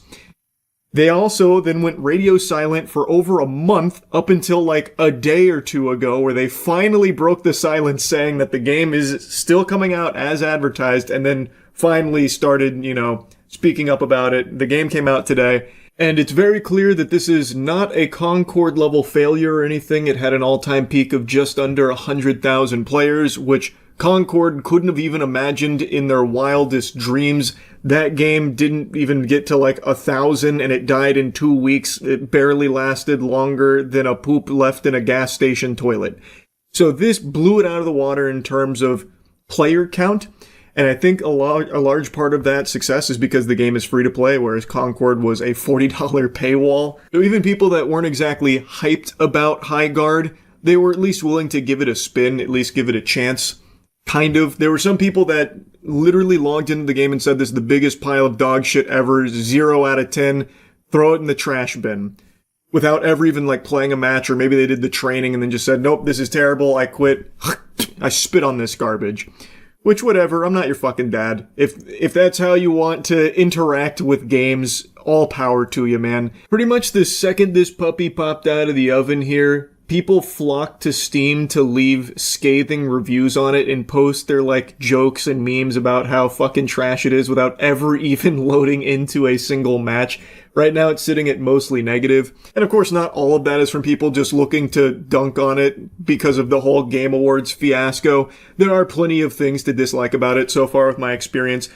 For me, I always like to give things a fair shake, so I actually played it a little earlier today with Matt and Danny. I have a video up on Moist Critical Gaming if you want to see how our first match went. And I want to give you like my early thoughts here. I'm going to stream more of it tonight. Real quick though, I want to interrupt to briefly mention something that I've been pretty hyped for. Starforge just partnered with Ducky and Jagex to deliver a very special RuneScape keyboard for the 25th anniversary. All of you know I'm a huge RuneScape enthusiast, a super fan, so I was just pretty pumped about this, so wanted to put it on your radar. If anyone out there also loves RuneScape and is looking for a new keyboard upgrade, pre-orders are available now. It's Starforge. So anyway, back to High Guard. Overall, the game is just, it's fine. Like, I don't think it's nearly as terrible as people are making it out to be. Like, this is one of the worst FPS games of all time or something. It's just not even close, really. It's just very generic. And not in terms of, like, the actual gameplay mechanics, because they actually do try something different. It's not a hero shooter. It's not a battle royale. It's a 3v3 raid skirmish. I don't even know what to really call it, where you have a prep phase where you reinforce things a la Rainbow Six Siege, except the reinforcements here are fucking worthless. Like, basically, you take paper walls and you put plastic on top of it. That's your reinforcement. You can still easily get through these reinforced walls. To me, it just feels like the prepping to defense is kind of useless. It doesn't really stop much, at least not so far in my experience. But you have this phase to prep like that. Then you have a resource gathering phase where you gear up. So you go out in the world and you do some fucking Fortnite mining for materials, which you can spend at the trader for weapons and armor. And you can also find loot out there for armor or, other weapons or even like ability cooldown type stuff. Then after that, then you have the sword part, the shield breaker, where you and the other team will then fight to get the shield breaker. Whoever gets the shield breaker takes it to the other team's base, and then the raid begins, and what you want to do is plant bombs to blow up their base. Rinse and repeat. It's kind of a mishmash of a bunch of different things put into this mode, and I don't dislike it, but it feels like some of it's entirely worthless. Like I mentioned, that prepping phase to like reinforce certain walls around the points. Like in theory, that's a decent idea, like in Siege, but here, at least in my limited experience so far, the reinforcing just doesn't really do a whole lot. Like, again, it feels like you're just reinforcing a wall with like some fucking saran wrap. Like, it doesn't juice it that much. What you use to blow up walls when they're not reinforced, you will still use to blow them up when they are, with pretty much a very close level of success. So that feels like they could maybe do with an overhaul. The gearing phase also feels a little not super great, because as the rounds progress, like as the game goes forward, you can just buy what you want from the trader. So you mainly just collecting the crystals is the more important part than trying to like hunt for random loot. And it seems like you all end up getting geared to the same level anyway by the end. So those two things I don't think are amazing, but at least the horse makes this game feel faster than I thought it would be. I was under the impression this would be like Concord level molasses that you're playing through, where every character just moves at a fucking glacial pace. And then when I found out it's 3v3, I thought for sure this was going to be a snooze fest. But thanks to like having a mount, you're able to get around pretty quick, so you're able to go from fight to fight. And during the actual raiding, you do respawn pretty quick, reviving is pretty quick, so it does feel much faster than I thought it would. Movement is still pretty slow. Like, there's not a whole lot of like crazy movement tech that I've seen yet. I've tried like bunny hopping to a certain level, and that kind of works, so maybe there's just more unexplored tech there, but base movement is pretty slow. And the big thing is the gunplay. This has been a contentious one because there's a lot of people that fucking hate it and some people that really like it. I think that it's solid. I actually thought the gunplay was pretty solid. I enjoyed it more than I expected to.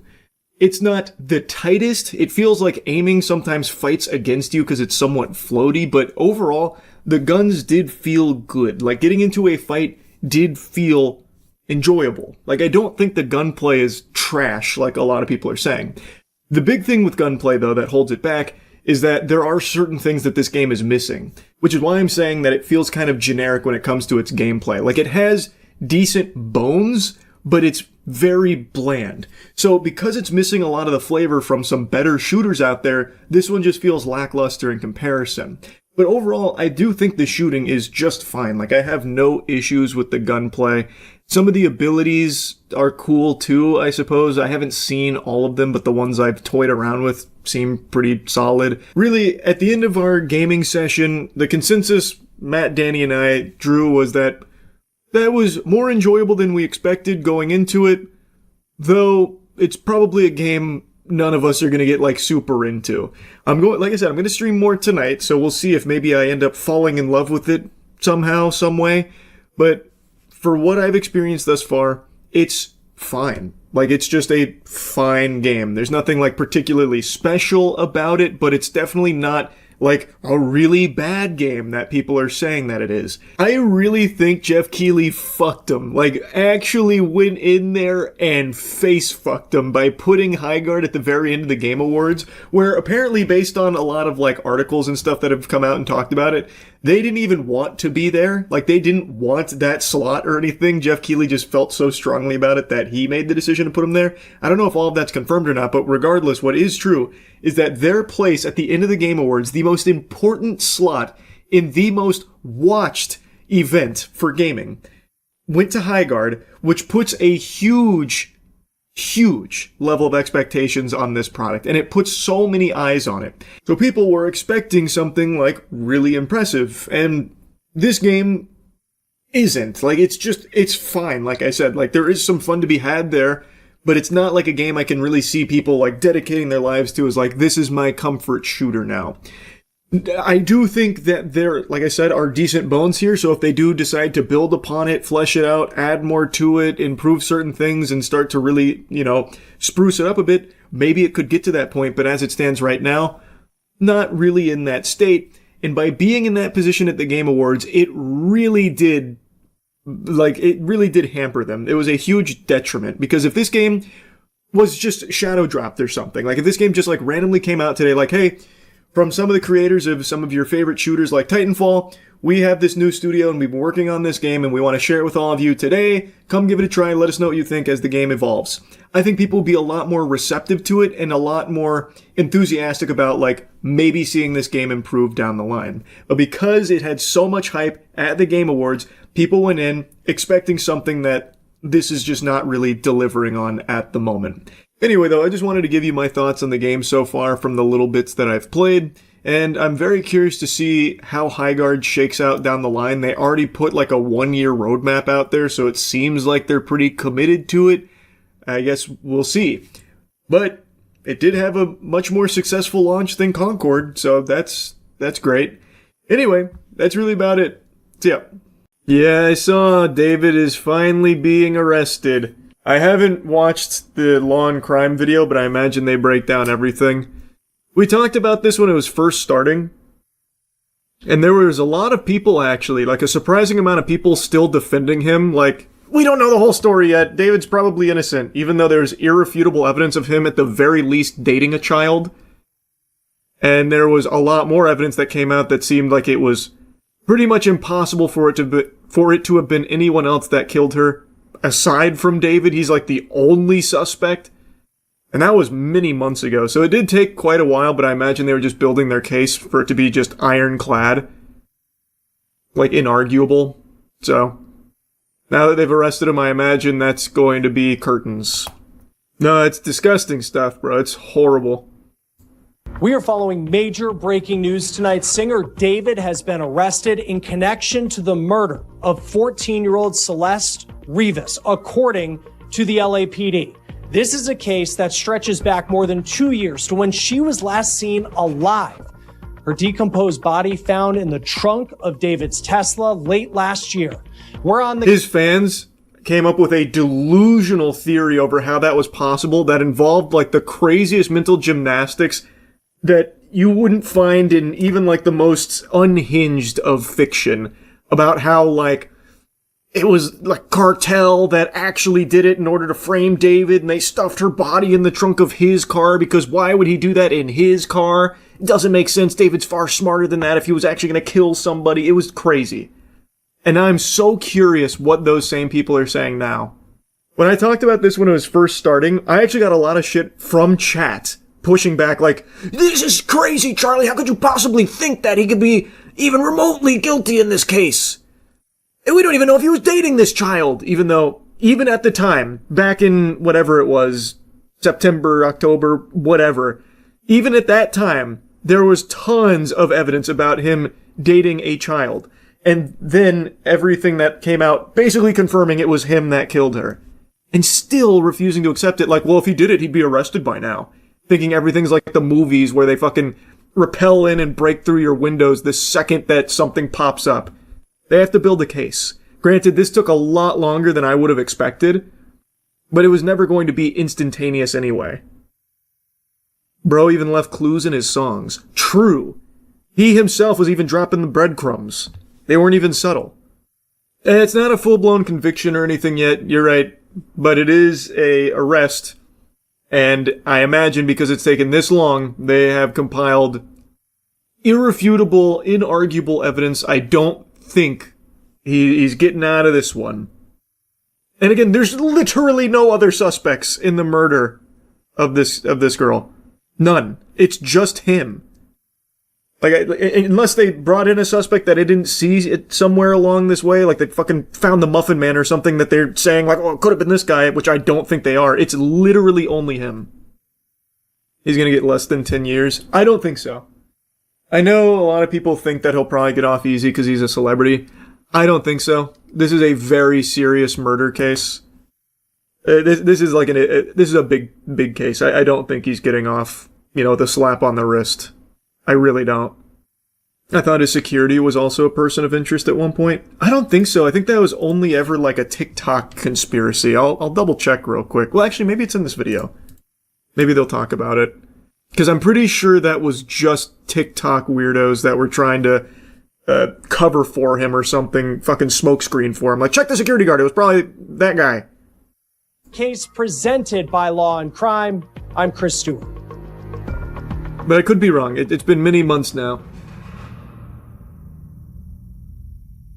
All right, let's get to this breaking news coming in right now from Los Angeles. A bombshell announcement by the LAPD. I want you to take a look right here. This is the post that was put out by the public information officer with the Los Angeles Police Department on social media announcing the singer, known as David, had been arrested by homicide detectives in LA, quote, for the murder of Celeste Rivas. Now, David, his real name is David Burke. He is now being held without bond, and he hasn't been charged as of yet. The LAPD says that his case will be presented to the DA on Monday for filing consideration.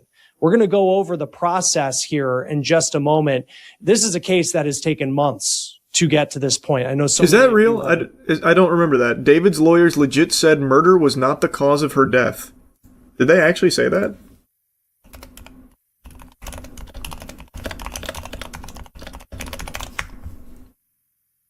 Wow. You're right. David's lawyers claim he was not the cause after homicide saying... Here, hold on. Let me read through this and get the quote. Okay, no, not exactly what they said. I see where you're getting it confused, though.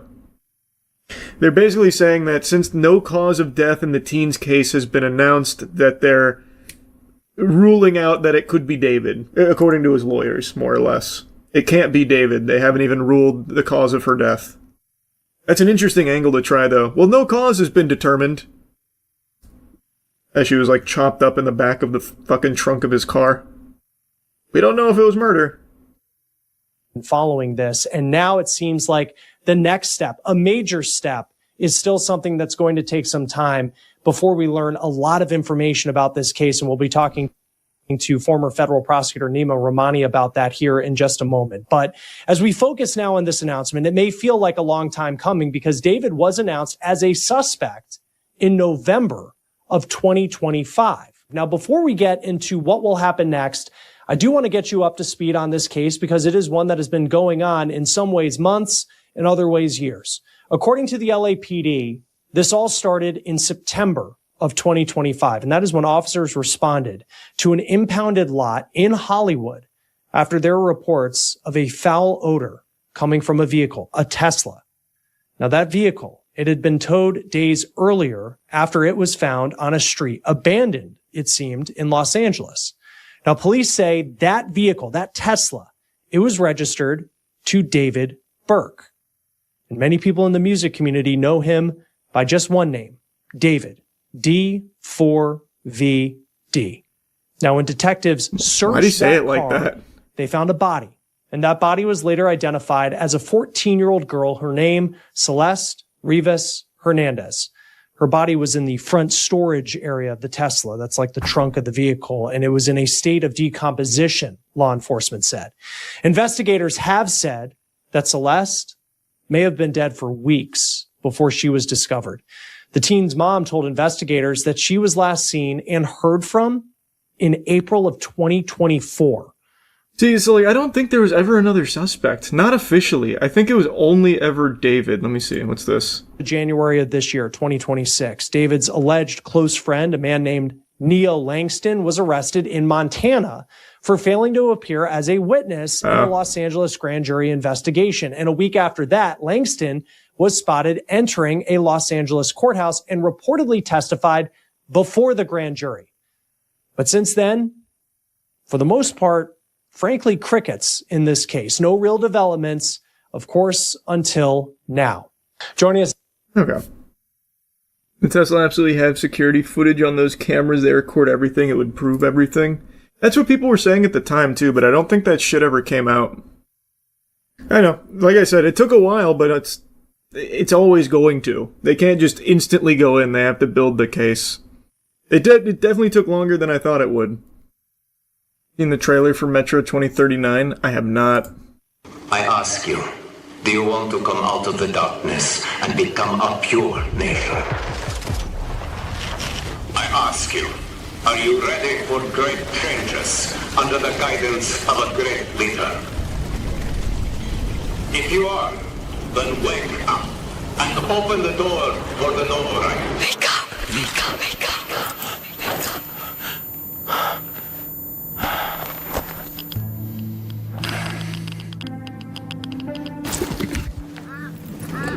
Yeah, I still need to play Last Light. Wake up. Wake up to a pure nation. Clean air. Bright future.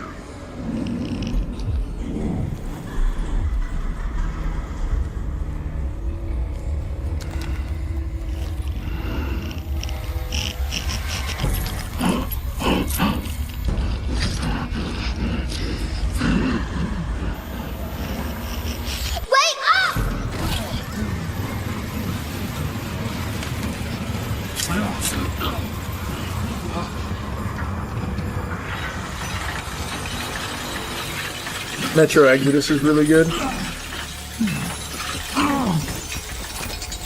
I need to just do the whole series for the gaming channel.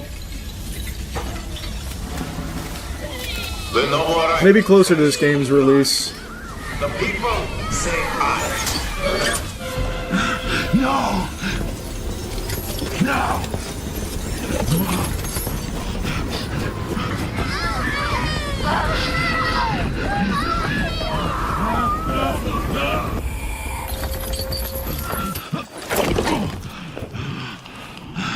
Fear not the enemy's threats, for the Führer hunter protects you.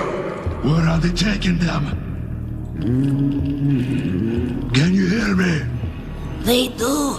We hear everything. But you don't let them speak. No, no, no. It's not about me. I won't ask again. It's all about you. Damn, Doc Ock.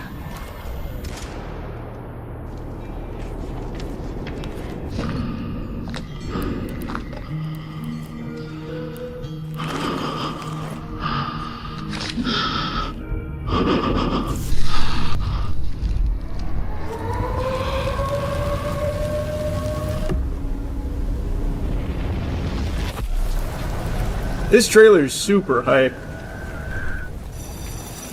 All together now, children. The Nova is our home. Either we destroy or we are destroyed. No one will mourn us if we die. Mercy is weakness. Our enemies have no pity for us.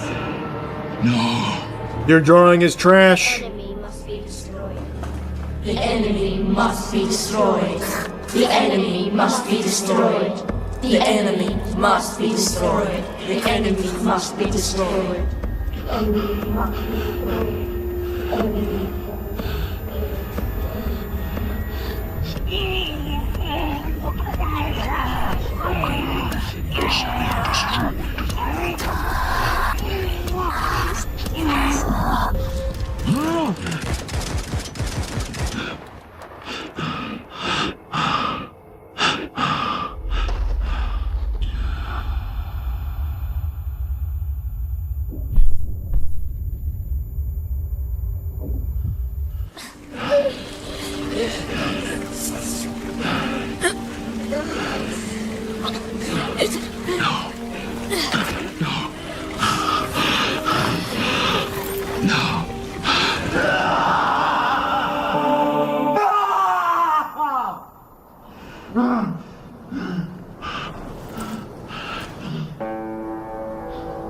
Man, the visuals in this trailer are crazy.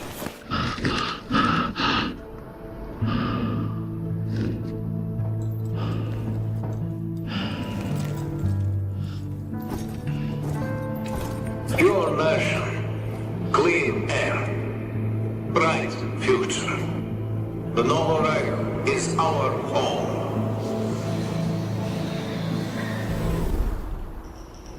They have gameplay in this? Do they really?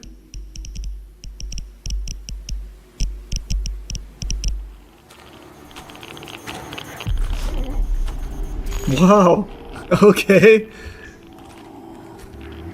Wouldn't have expected that.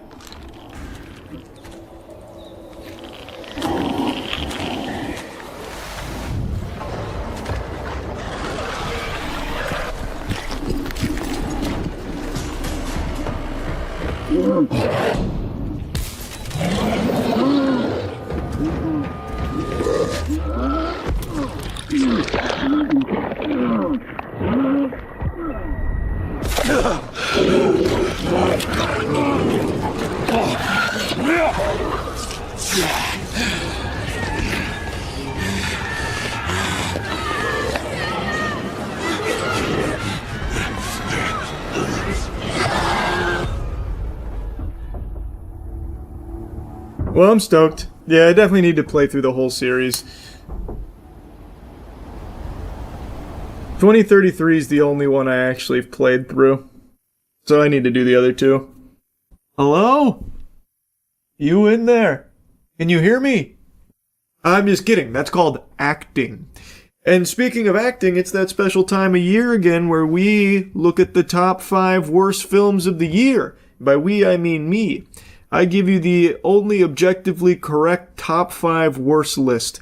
And let me tell you, after going through the garbage here, dumpster diving, I found that 2025 was a pretty special year for some bad super stinkers. It was tough, but I was able to narrow it down to the worst films of the year. Looking for the worst movies of the year, I know 2 off the top of my head. I know the worst and the second worst. What we need to fill in is the 3rd, 4th, and 5th. Captain America Brave New World was bad, but definitely not top 5 worst of the year bad. This one's obviously in the top 5. Electric State was a $300 million super stinker disaster film. That was absolutely horrible. Snow White might be in there. I'll put it up here to the side. It might be just out of the top 5 worst of the year, we'll see. Though it does say something that it's one of the first films I've ever walked out of. So maybe it should be in there by default just for that fact. Woman in the Yard, also very strong in contention there for top 5 worst. I don't think Until Dawn will make it, but I'm going to put it there just in case so we can see all of the worst films of the year. Hurry Up Tomorrow probably makes it somewhere in there. Do people still delude themselves into thinking this is a good movie, or have we finally evolved past that point? I remember I caught a lot of heat for talking about how absolute dog shit Hurry Up Tomorrow was. Are we finally allowed to just say that confidently, or are people still trying to defend the movie? It was actually easy. War of the Worlds is the worst. Yeah, spoiler alert. There's nothing worse than War of the Worlds. It is quite possibly one of the worst movies I've ever seen. Because it is just a 2-hour Amazon ad, basically. And can't even just have the audacity to be somewhat watchable. We already know what the worst is. You spoiled it. Megan 2's bad, but doesn't make top 5. Jurassic World Rebirth is bad, doesn't make top 5. War of the Worlds, we already know it's the worst. But let's pretend that it's still... we don't know what the worst movie of the year is yet. Who's to say? Him was bad, I don't know if it'll make top 5, though. I'll put it there just in case. Where's I Know What You Did Last Summer? That one will comfortably be in there somewhere. But I haven't seen it yet. Did I scroll past it? I don't think it was that long ago, was it? Tron Ares. Tron Ares was bad, but it's not in the top 5. At least Tron Ares had visual spectacle that was cool. These up here already have nothing redeeming about them. Tron Ares is bad, Jared Leto's fucking awful. Jared Leto is box office poison that instantly tanks anything that he appears in. But it's still not to this level of these. Okay, are my eyes closed or something here? I haven't seen Strangers Chapter 2, nor have I seen I Know What You Did Last Summer. And I'm pretty sure they came out in this area. Because they definitely weren't in December. This is crazy. Where were they? Okay, so here's Strangers Chapter 2, September.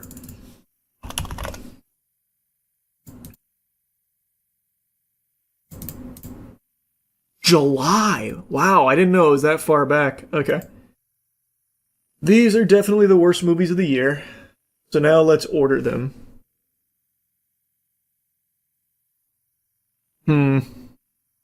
Pretty competitive. Pretty competitive year for dog shit.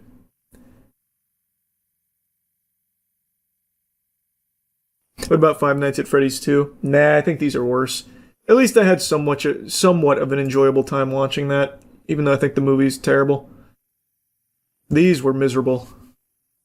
It might be I Know What You Did Last Summer. I think probably I Know What You Did Last Summer would be number 5.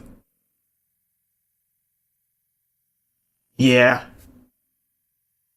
This movie just sucks major ass across the board. The characters are extremely stupid, and you as the viewer, like, are just insulted for even being there. It's just genuinely, like, a mind-numbing film. It also ruins the legacy characters from the series. Spoiler alert. Does anyone care? I doubt it. In fact, I'll do you a favor. The main bad guy, well, the surprise main bad guy after the main bad guy reveal is Freddie Prinze Jr., which is crazy.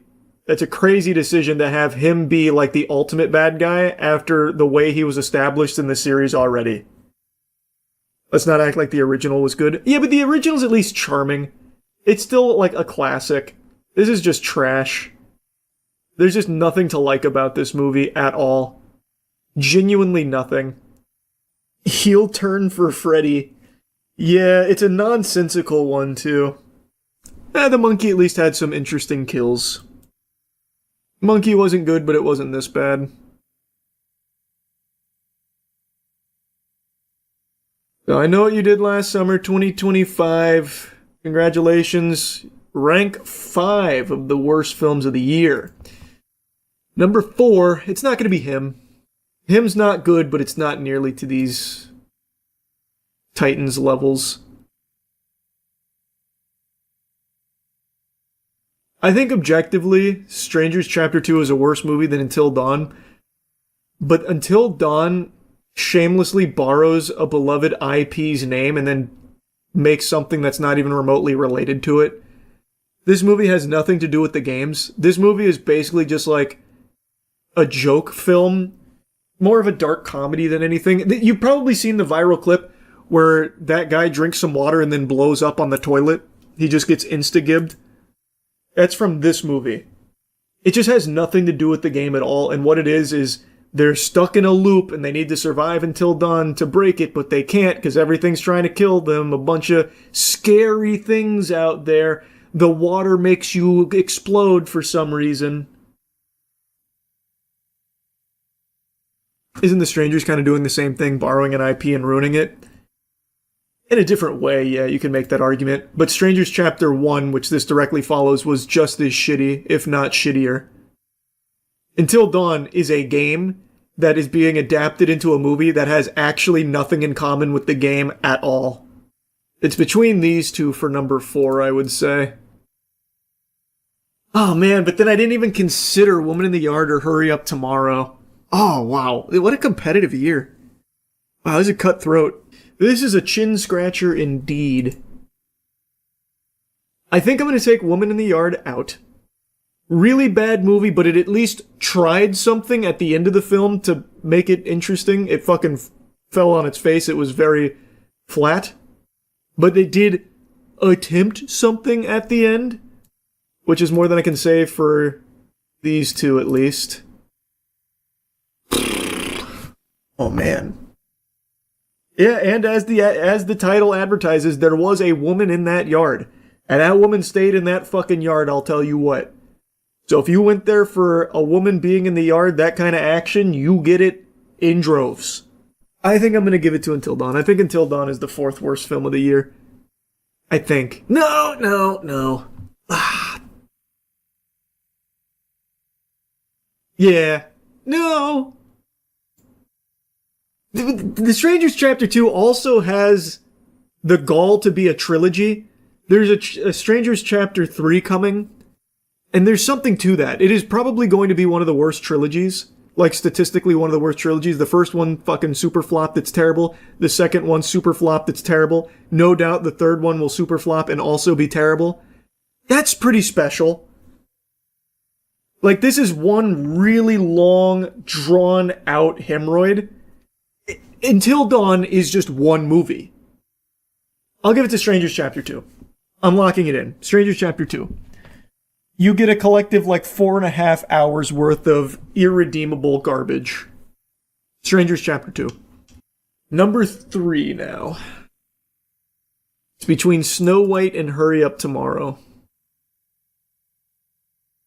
One of these will escape without being on the top 5. Maybe as an honorable mention, they'll live on. Snow White, I really didn't like it all. I don't think it's the worst live action ever made, though. I think it's very bad, and at points unwatchably boring, but I don't think it's the worst Disney live action has done so far. I left the theater, though, because I didn't really feel like waiting till the end. I left with 20-some minutes to go. Which has never really happened before. That's pretty special. Hurry Up Tomorrow, though, is basically just The Weeknd giving a very artsy concert.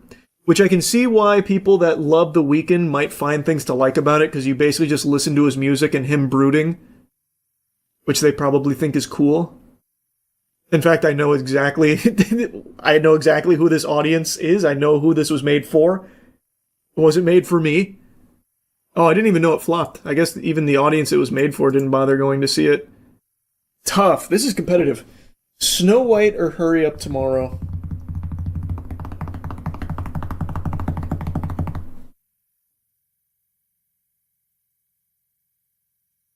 The scene where he says, "Shut up," kills me every time. Hurry Up Tomorrow does have some iconic scenes with The Weeknd. Snow White has nothing. So maybe that's a point for Hurry Up Tomorrow to get out of number 3. Because I do remember more from Hurry Up Tomorrow than I do Snow White. Him being tied to the bed, having gasoline poured on him, and he starts singing a cappella. There are some good moments in there. Good, as in, silly, stupid.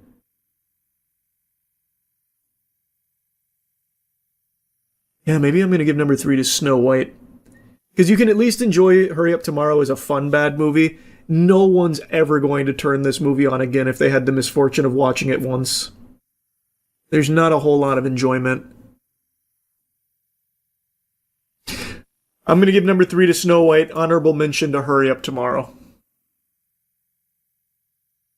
I think that makes the most sense. Number 2, it's Electric State. I knew going into this where Electric State would be. This movie super sucks, but the thing that really sets it apart from the rest is that it had a budget of $320 million, one of the most expensive films ever made, and I think very few people watched it, and those that did, like me, really were cursed with some very trash garbage. It's bad. I don't know where this $320 million went. Some of the visuals are fine, but it's not, mind-boggling. And it definitely didn't go to any writers, because this movie is just bad. The whole narrative is bad. The only thing good about it is the world, and apparently it's because it's just borrowed directly from the book.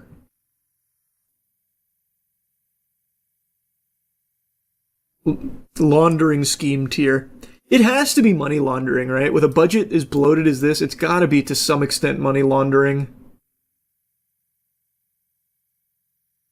Russo Bros need to stick to superhero movies. Maybe. If this is the best they can deliver outside of the superhero genre, absolutely.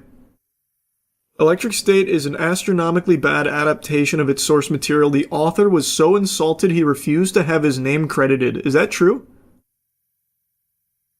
I didn't know that. I mean, I knew that they, bought the rights to do this. I didn't know that the author refused to be credited. But yeah, easily number 2 worst movie of the year. No doubt. And number 1, surprise to no one, it's War of the Worlds. This is a historically bad film. There's just actually nothing to like about it. But this is a movie you could kick back with your friends and have a good laugh with. This is a movie you can point and laugh at comfortably. Like, you won't be bored if you're watching this to shit on it. It gives you endless material to insult. All the Amazon product placement. To call it product placement is so underselling it. It's not product placement. The whole movie is about the product. A core component to the ending is the goofy boyfriend who's like, I work for Amazon and I actually fucking love it.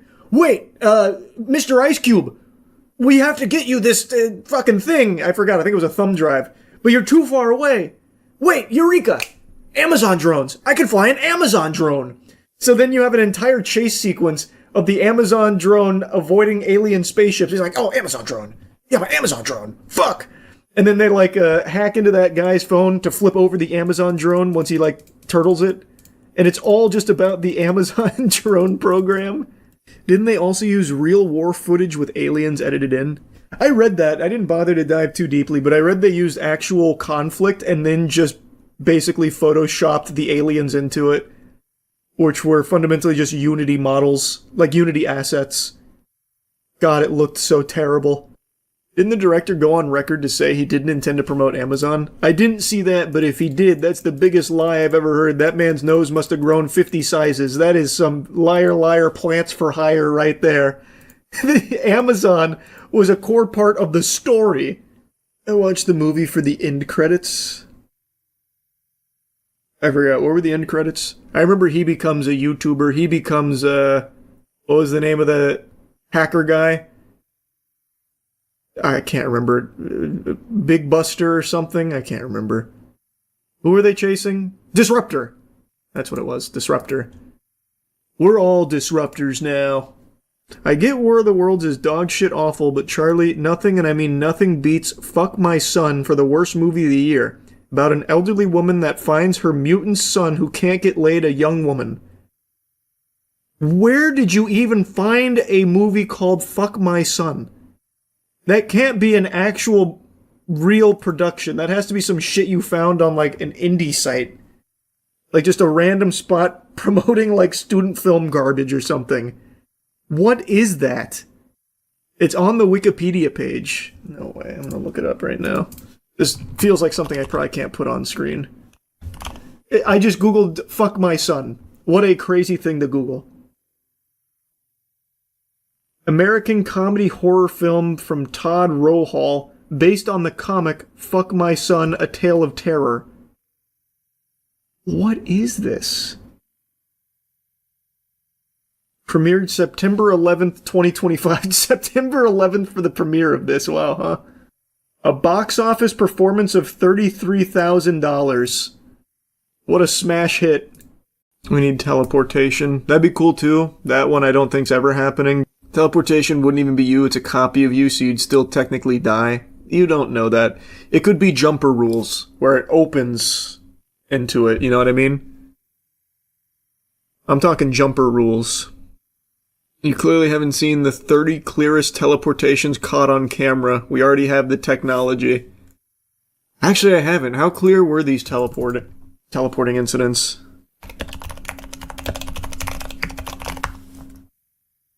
"30 clearest human teleportations ever caught on camera."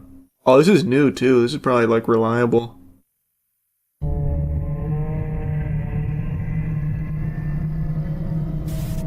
He didn't even teleport. Well, he didn't go anywhere. How's that a teleportation?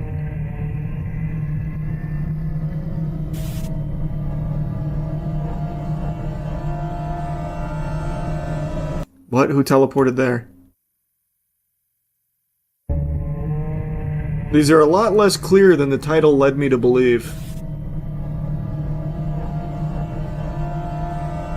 Oh, I saw that time.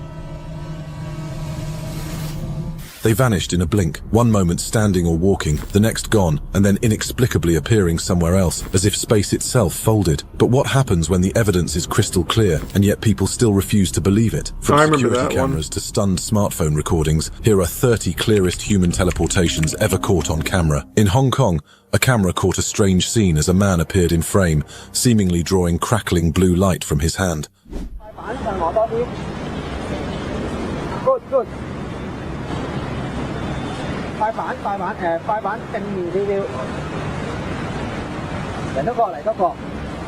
Oh, here comes Alex Mercer. But when he was noticed, he bolted forward, and in an instant, vanished completely, leaving behind stunned witnesses and footage that looked like real teleportation. You call this clear? Does this look clear to you, brother? But this is undoubtedly a teleportation incident, I'll give you that much. But it's not clear.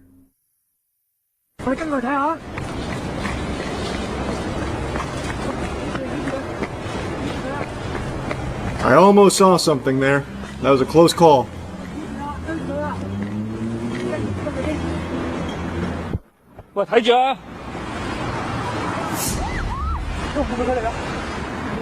Leaked footage. I did see that. He's gone. Operation shows a tense chase in a crowded bookstore. But what happened next was truly shocking.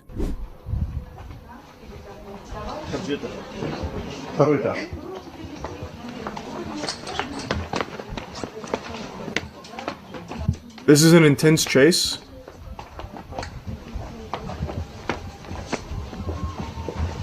Where is he?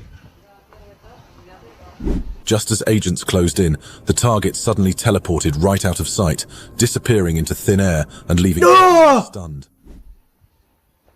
What the fuck?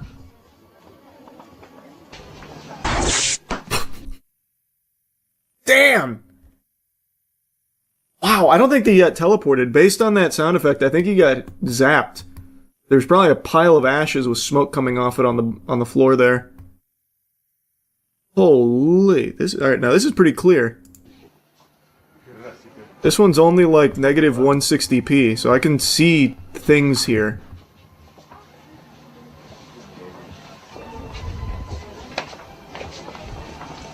A man suddenly appeared on the street out of nowhere, then calmly continued his walk as if it were the most ordinary thing.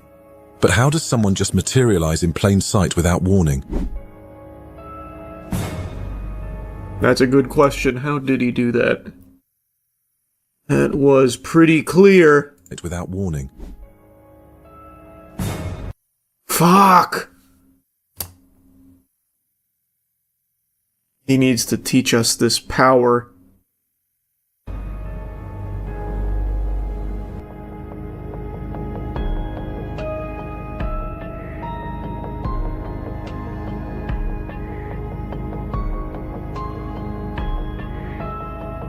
Without warning, too. Good point. Nobody on the sidewalk knew that this was happening. He didn't warn a single soul. During a live interview near an airport baggage carousel, everything seemed normal until something in the background caught viewers off guard. Men måske ikke at få trænet 2 gange inden vi skal spille den næste kamp, det kan godt irritere mig lidt, at vi måske må nøjes med en enkelt. Nu ser vi på dem i løbet af aften, skal de ikke træne, og så ser vi hvor meget de kan i morgen. A woman standing behind the interviewee suddenly disappears the moment someone walks past her. This one's not even really trying. A trick of light, or something much stranger. Og eventuelt så vil vi lægge en træning ind lørdag formiddag. She just didn't disappear, she's just walking with her. I don't mean to debunk clear evidence here, but that one she's just walking with her. You just can't see her anymore because of the angle. You can even see her start to walk. Nej, hvad sker der? Hvordan kan de lave det? Jeg ved det ikke. Lad os se det igen. Det er fuldstændig. Det skal vi se igen. Hun står der. Hun står der. Venter på kufferten. Det er nu der. Hvad? Dashcam footage captures a moment that feels completely surreal, leaving viewers unsure if their eyes are playing tricks on them.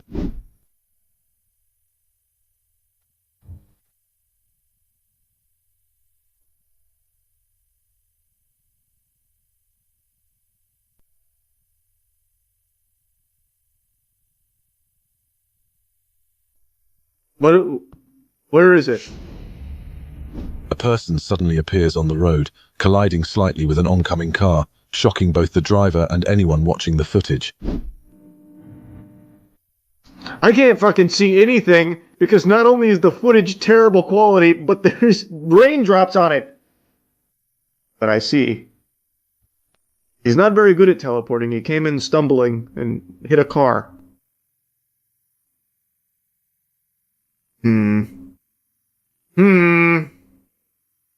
Peculiar. Very peculiar. Yes. He can teleport. Just like the others. Wrong coordinates. Yeah, just a little off. The car teleported to intercept him. Oh, now that's an interesting theory. You might be onto something. Let's see. No, the car comes from over here. He's teleported. A person suddenly appears on the road, colliding slightly with an oncoming car, shocking both the driver and anyone watching the footage. Damn.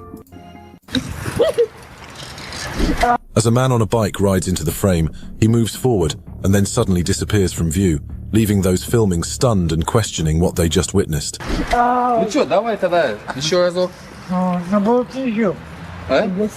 traveled back in time. Came to the wrong year, he had to go back.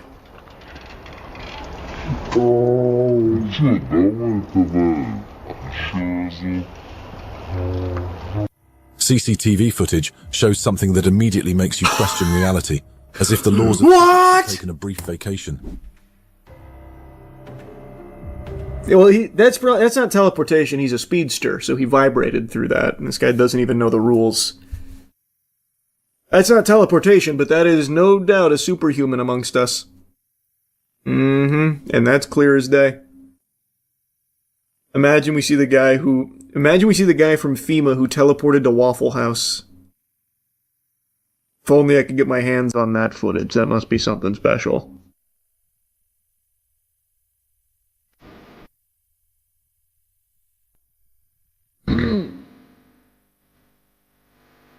That's crazy.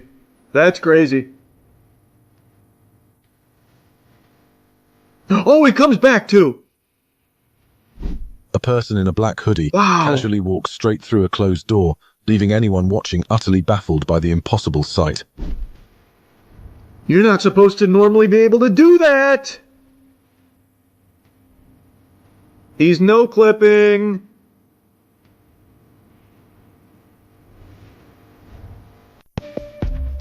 On a busy road, leaving... Oh, this is like actually clear footage.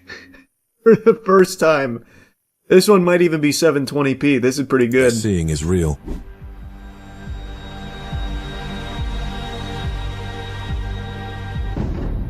Man, people keep teleporting in front of cars.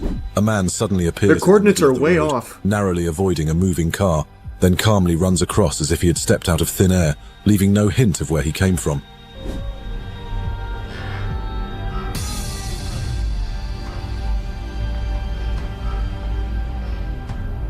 Something completely unexplainable unfolds in a busy airport, leaving viewers staring in disbelief at what seems impossible. Oh!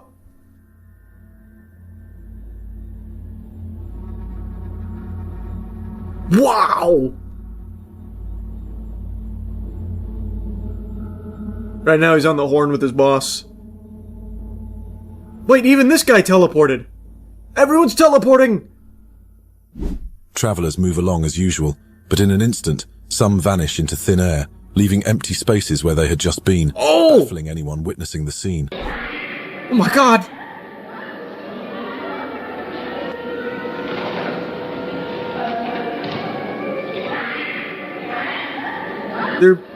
What is this? Is this Rapture? What's going on? What? Ah! What the fuck? Was this man experimenting with something we weren't supposed to see, or just caught in something unexplainable? He's looking for something.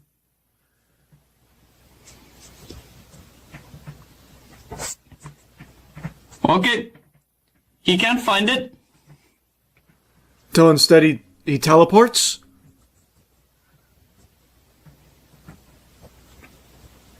Oh, he's gonna jump into that hole. A man is seen pacing suspiciously around the side of a building before a sudden bright light appears.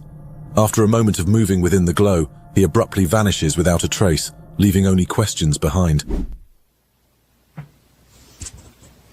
Now look closely right here. Look. Is this an SOS signal he's sending? Look closely right here. Watch what happened. Here it is. Watch. Look. Oh! The routine street. Can't argue with that one. That gives me a lot to think about. Man, that guy fucking pieced out like that meme where they have that guy go like this and then he fades out. Wow. To think that it's real. I mean, you can't argue with that. He was sent to the back rooms, maybe. This is scary stuff, man. This is scary stuff. And to think there's 30 of these. There's 30 of these. Oh, wow. This one's a whole out. Oh! Whoa! Ah! Oh, I've already seen that one. He's reusing it. That's crazy, man. Wait, that one was an angel sighting. I forgot about that. Oh, this channel is just all this, huh? What's the most popular? 30 disturbing gang encounters. So it went from gang and cartel encounters to teleportations. Okay. Quite a pivot. And UFOs seem to be a big one. 60 of the clearest UFO sightings ever. That is pretty clear. Oh, I remember these assholes. I remember when these fucking cosmic perverts came down. Tried to have sex with my grandma.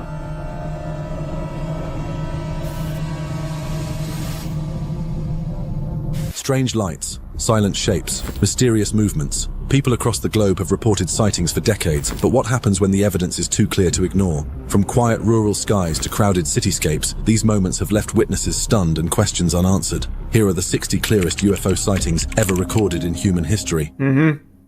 Two men were driving when they suddenly stopped and got out to film something unusual in the sky. Para aí, Rafa. Para aí, velho. Não dá pra ver. Peraí. As they zoomed in, the object's strange shape became clearer, leaving them stunned. Or a drone. Just something they couldn't explain. Vendo alguma coisa? Lá do teu lado, lá, pô. Scram! Shoo! Get out of here! This ain't your world! Nem 4 horas ainda, velho. They're hiding in our clouds. Fucking cloud people. Olha isso, velho. Olha isso.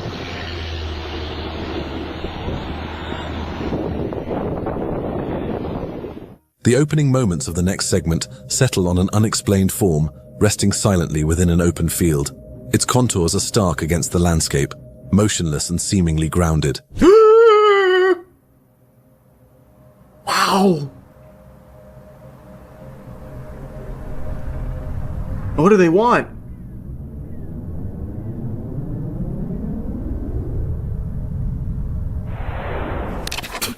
Oh, the sound effects. Then, without warning, the perspective shifts abruptly, and in that same instant, the object is no longer earthbound, its ascent now undeniable against the vastness of the sky. That is undeniable. That's true. You can't deny that. Prove that that's fake. You can't.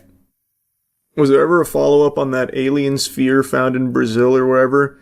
It was actually a lot of different places that the alien spheres were turning up in. And it turns out it was confirmed to be actual intergalactic travelers.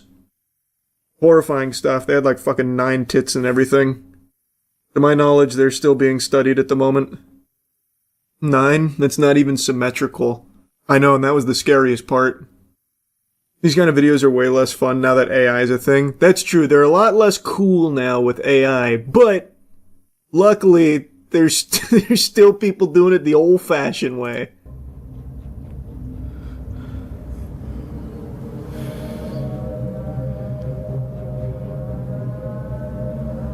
He pulls out his phone to record it. Revealed. In Oshawa, without hesitation, he pulled out his camera and began recording. Someone want to tell me what that is? Bro, that shit looks like a tin can with boosters on it. The object hovered silently, its shape and behavior unlike anything he'd seen before. What exactly did he capture that day? I don't know, some kid's science experiment, maybe. Artemis 3. An object that doesn't appear to be ordinary.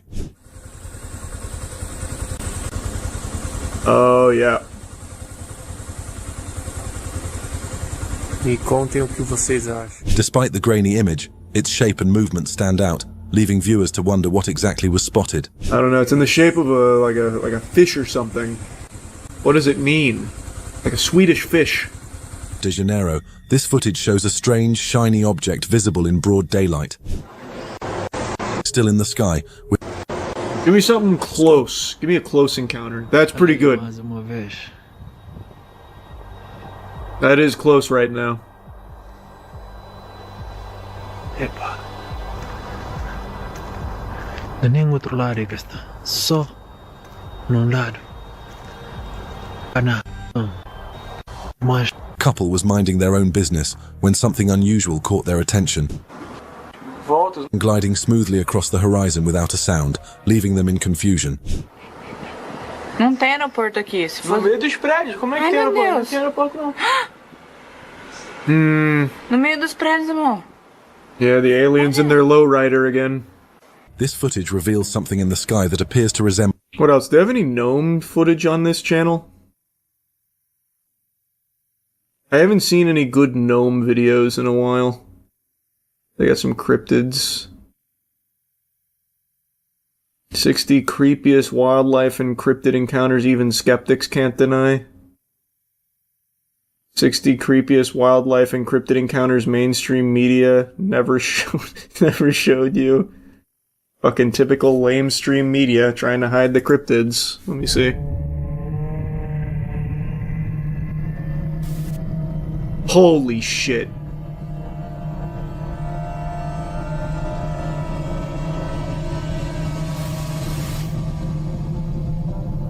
Wildlife is supposed to be beautiful, predictable, and safe to observe from a distance. But what happens if nature has other plans? From mysterious shapes lurking in the shadows to creatures caught on camera that defy... Oh my god, we have a Slender Man sighting. He was dormant for so long, but he's back. Oh no. No! I thought we were rid of this menace. The 5G radiation has summoned him once again from his slumber.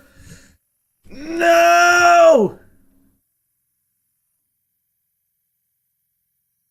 Logic. Here are the 60 creepiest wildlife and cryptid encounters mainstream media never showed you. What would you do if, while walking home at night, your flashlight suddenly revealed something lurking in the shadows? I'd fucking poop, bro. That's what I would do. Its shape thin and almost stick-like. A strange, pale figure stood frozen in the darkness. Its shape thin and almost stick-like. What's he doing there?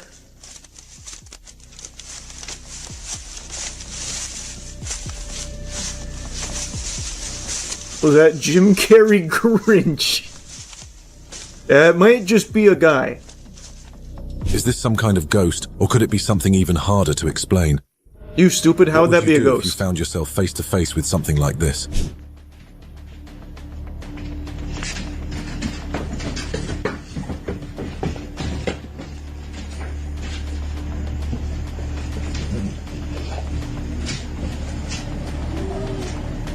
In a dim, closed-off room near Moorhead, Kentucky, a camera captured a pale, stick-like figure moving in the shadows. Its shape was thin and unnatural, almost as if it didn't belong in this world.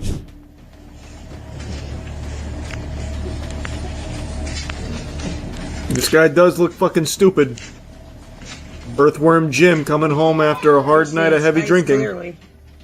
Right there. Was it a ghost, a folkloric creature? Why do you keep saying, is it a ghost? It's clearly not a ghost. Imagine fishing. Does this guy only know one by the thing? shore, only to feel something moving in the water beneath you.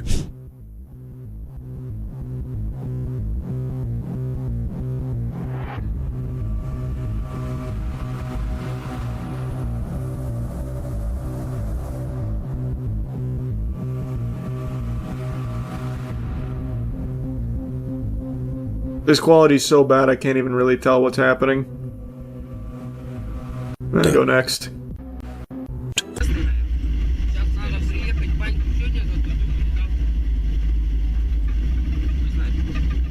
Сейчас, блядь, полчаса пока ехать будем, пока тебе даже... Уже, блядь. О, лось, стой, блядь! It moved too fast to catch a clear look, but it wasn't human. Why do you think that? That very well could have been a human. That looked like just a guy. Was this a Yeti, or something no one has ever named? A Yeti? That'd be the shortest Yeti of all time. Something no one has ever. That just looks like a little human man. He's probably trying to get home. It's very chilly out. It's fucking snowy. Named. A group of friends exploring Marble Mountain thought they were alone until they spotted a strange figure moving on the hill above them. Is that not... Where? Where is it? Is it like where? It's like right on the other side of it? No, it stopped and looking at us. It's kind of looking at us. I don't see it. It's moving now. The trees? Its steps were deliberate, its shape hard to define. To the right of It's not that hard to define. Is that not just another hiker? Am I on the crack pipe? He's even got his arm out. Is that not just another guy? His steps were deliberate. Yeah, it's called walking.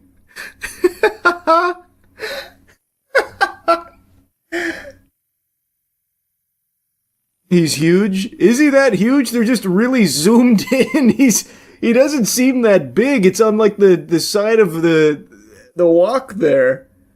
It doesn't really look huge or anything. It's not like the giant sightings back on TikTok. It just looks like God. He's actually striking quite a peculiar pose.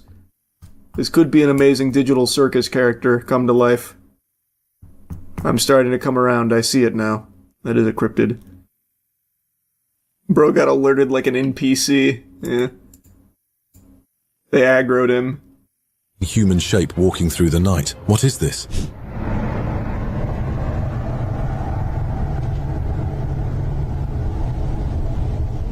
Holy shit.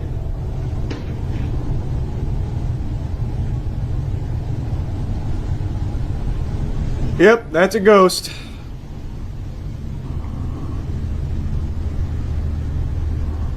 Its movements were unnatural, almost predatory. Could this be a skinwalker caught on camera, or something? That's probably exactly what it is, actually. My dad is into this stuff. He even bought an app that's supposed to... he even bought an app that's supposed to help him communicate with aliens. What do you mean he bought... What app did he buy? Tell me right now, I'm gonna buy it as well. How... What would you even spin... Like, what would the app do? He'd have... That would be so... Like, the stars would really have to align to get some bang for your buck with that app purchase. He'd have to encounter aliens, A, and then B, he'd have to hope that the app is able to translate to that language of the aliens, for which there's probably countless. Like, this could be set to only communicate with, like, I don't know, Viltrumites, or, well, Viltrumites speak English in the show. What's a fucking alien that doesn't speak English? Krogans, or something, maybe. So we'd have to encounter them. What's the app? Tell me right now what the app is. Ask your dad. CE5 Contact. Oh my god. For $10 from Dr. Stephen Greer. $10. This app provides instructions and tools to assist you in making peaceful contact with extraterrestrial civilizations as well as locating others in your area who are interested in making contact. ET contact is undertaken using the CE5 protocol. It stands for Close Encounters of the Fifth Kind. Unlike more passive CE 1 through 4 experiences, a close encounter of the fifth kind is human-initiated. Contact work can be done with just a chair and a quiet night. However, use of this app and the recommended and or optional items listed below have the potential to make your field experiences easier, such as detecting anomalous activity, initiating communications, or documenting celestial events. To further your understanding of consciousness and contact, ET and UFO matters, as well as the history and science that relate to these topics, the following reading materials are highly recommended. How does this help me do this? How does this help me contact and talk with them? I'm gonna match with a hot alien in the Andromeda. When I was in my alien phase, I used an alien app similar to that called Alien Talk. Was yours $10? I can't believe the price. Who is Dr. Stephen Greer? That name sounds so familiar. Oh, that's why, because I just looked up Stephen Greer the other day. Someone on chat was asking me my perspective on Dr. Stephen Greer. That's why, I was just looking at him. So now he has an alien contact app. I'm going to tell you that makes him even less credible in my eyes.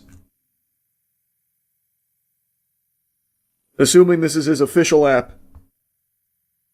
The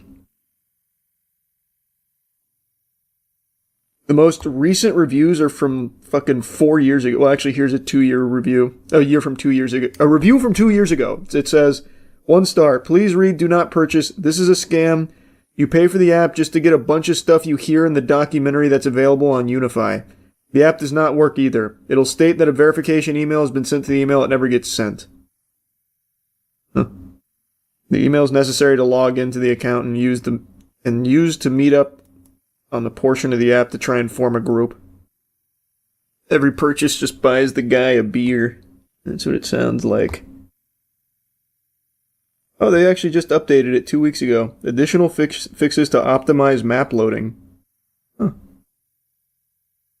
Well, I'm not gonna piss away $10 on this. If it was like $2, I'd do it, but 10 is a crazy ask for this dog shit. I'll pass on that. What was the other one you said? Alien Talk? That doesn't exist any. Oh no, here it is. Alien Chat, talk to aliens. 13 reviews. It's a radar detector contacting ETs. Okay, let me get this real quick. Let me see if I can talk to an alien. This one's free. So you know it works. Chat with alien beings, talk to aliens in real time, powered by groundbreaking AI technology. So they're not even real aliens. They're not even fucking matching me with aliens. Oh my god, it's a fucking scam. I can't even start without paying for a $13 a month trial, or a $13 a month subscription. This is so fucking silly. Oh my god. Oh my god. I'll never get to chat with aliens. Fuck. Here's a review. It's 1 star. The aliens just say a few words and then that's it. They're all pre-established words. It's not like an AI chat where it'll come up with new things and it doesn't always answer the questions. The only cool thing this app does is allow you to turn on the flashlight by asking the alien to do it. Oh my god, it's so pathetic. Definitely don't pay for the subscription because I was using the 3-day free trial and that was like all the chat did. It would be an awesome concept if they used AI to make the response. Why would that be an awesome concept? You're just talking to AI again for a $13 subscription pretending to be an alien. But because they're just pre-recorded responses and only a handful of them, they're really boring. Ghost detection apps must have done the same thing too. Yeah, those we've used on our ghost hunts. So I already know those are fucking awful. This one guy posted a review on this a year ago. It's a 5 stars. He said, "Creepy but amazing. I talked to a gray alien and saw what its planet looked like." Please institutionalize yourself ASAP. Good lord. Here's another 5 star. This app is so cool. I'm into aliens and weird stuff, so it was crazy to talk to an alien. People paid $13 for this, by the way. You saw scalpers have been getting into giant brawls over the new AP Swatch drops. Lessons in Internet Culture has a great video on it. What is an AP Swatch drop? Is this like a drug testing kit? What is this? Looks like one of those children's toys that you teach them the sound that animals make. What? I don't understand. Oh, these are like those are watches, aren't they? Oh my god. What the fuck? I thought these were I thought this was like a mixer. Oh my god. What? Those are fucking watches for ants. And people are fighting over them? Yes, it's an AP watch. You said it was lessons in internet culture? A collaboration between the cheap and cheerful watch company Swatch and revered luxury brand Audemars Piguet has led to rioting on the streets. Before the collab dropped, collectors and resellers lined up for up to a week prior. This the fuck? This literally looks like they're charging Nickelodeon Studios right now. And resellers lined up for up to a week prior, hoping to be first in line to pay for these little How do you, what? That had to be a typo. You can't line up a week prior. What are they doing? Just farting, shitting, pissing out here for a week? There's no way. I can't be right. There's no way. No, they literally did. They spawn camped. I don't believe that. Maybe they like come and go over the course of a week, but there's no way they actually camped out there for a week. Nuh-uh. I don't see any kind of tint or survival supplies. Let me look this up myself. Rather, if Pokemon scalpers do what they would. Even Pokemon scalpers in all of their brain-dead degeneracy don't camp out for a week. They camp out for a night. They spend like 9 hours in freezing cold temperatures. But here is an article from Business Insider saying that they actually waited for days. I found lines of foldable chairs with line sitters having lunch and chatting, spoke to 6 people who spent days waiting outside the Swatch store for the chance to own the first AP. They were all excited to see a luxury brand come together with an accessible label. I just don't understand. So they have to be going somewhere to like use the bathroom, get food, shower. Well, no, they probably don't shower, but like the rest. Everybody was freaking out about the collab, so I decided I'd come and try my luck here. Learned there was a mutual respect among the 70 or so people in line. Once you've claimed a spot and spent some hours in your seat, you're in. The honor system of keeping out line cutters and helping your new peers hold down their spots now falls on you too. God, they're like gladiators. They're actual warriors. That's a strong brotherhood right there. Some of them worked in groups, taking 10-hour shifts to allow each other time to step out of line. Okay, there we go. See, that's what I needed to know. Like I said, there was no way they could just stay there for a fucking week. Shifts make sense. I mean, it doesn't make sense. You're still an actual idiot for doing it, but that's the only way it'd even be possible. Okay. You know, that checks out much more logically. He doesn't wait in line for new drops often these days, but he used to when he was a shoe reseller. Unlike those who could take turns going home for showers or naps, Hostler has been relying on his surroundings and the new connections he's made. More for the experience for me. Camping out and meeting some new people, it's been fun. That sounds fun, camping out on the street, meeting other resellers. Yeehaw. That's the kind of company I like to keep too. a week prior, hoping to be first in line to pay for these little colourful pocket watches. Resellers were even selling places in line for over $1,000, so it's clear that these little timekeeping devices were hyped up to a ridiculous degree. When they finally dropped, there were literal riots and fights on the street as people desperately tried to get their hands on stock. Honestly, the display of greed was a little bit pathetic here, so much so that this issue has made the mainstream news cycle. This is because AP is considered a high-status, ultra-luxury brand, and Swatch has suddenly made their products accessible to the masses. When something like this becomes... But I didn't even read the caption. You think I'm gonna let a Swatch wearer say we have the same watch? From benefits of motion? The loser. That's so cool. Damn, that goes hard, man. That's true. You're definitely above them. You're right, man. When something like this becomes available, then those who care most about status but don't have the funds to actually buy a real AP watch are going to pay as much as they can to get it. As a result, there's also rumblings that AP... When I'm genuinely telling the Huz my Swatch AP is a Royal Oak ceramic-coated skeleton AP that costs... I think this is significantly nerdier than just talking about anime or video games, by the way. That costs $100K, then some luxury watch collector enthusiast tries to say something about $300. That's cool, man. I'm sure that goes hard. He might have ruined its luxury reputation by intertwining it with Swatch. However, there's counter-criticisms that the angry people are mad because they care more about looking rich than actually being rich, rather than just having a cool piece they can enjoy. Watches, just like cars, are for some people like dick measuring contest. Resellers, when they realize they genuinely camped a week for a McDonald's Cross AP Happy Meal watch. Actually, fair though, I literally didn't know these were watches when I just saw the thumbnail. I've never heard of Swatch, I don't know AP. I thought this was like some kind of like Neato-style toy craze. So that's fair. I could definitely get behind that one. It's a McDonald's Happy Meal watch. I agree. Tests, and sometimes it's just better not to play the game, or you can bankrupt yourself trying to look cool. Personally, I've been into watches for a few years, and my favorite is the Seiko Alpinist, but despite enjoying the hobby, it's a tough sell to pay loads of money for a watch when you could use it for a house deposit or tons of cool clothes instead. However, the world is a diverse place with many people who do not think this...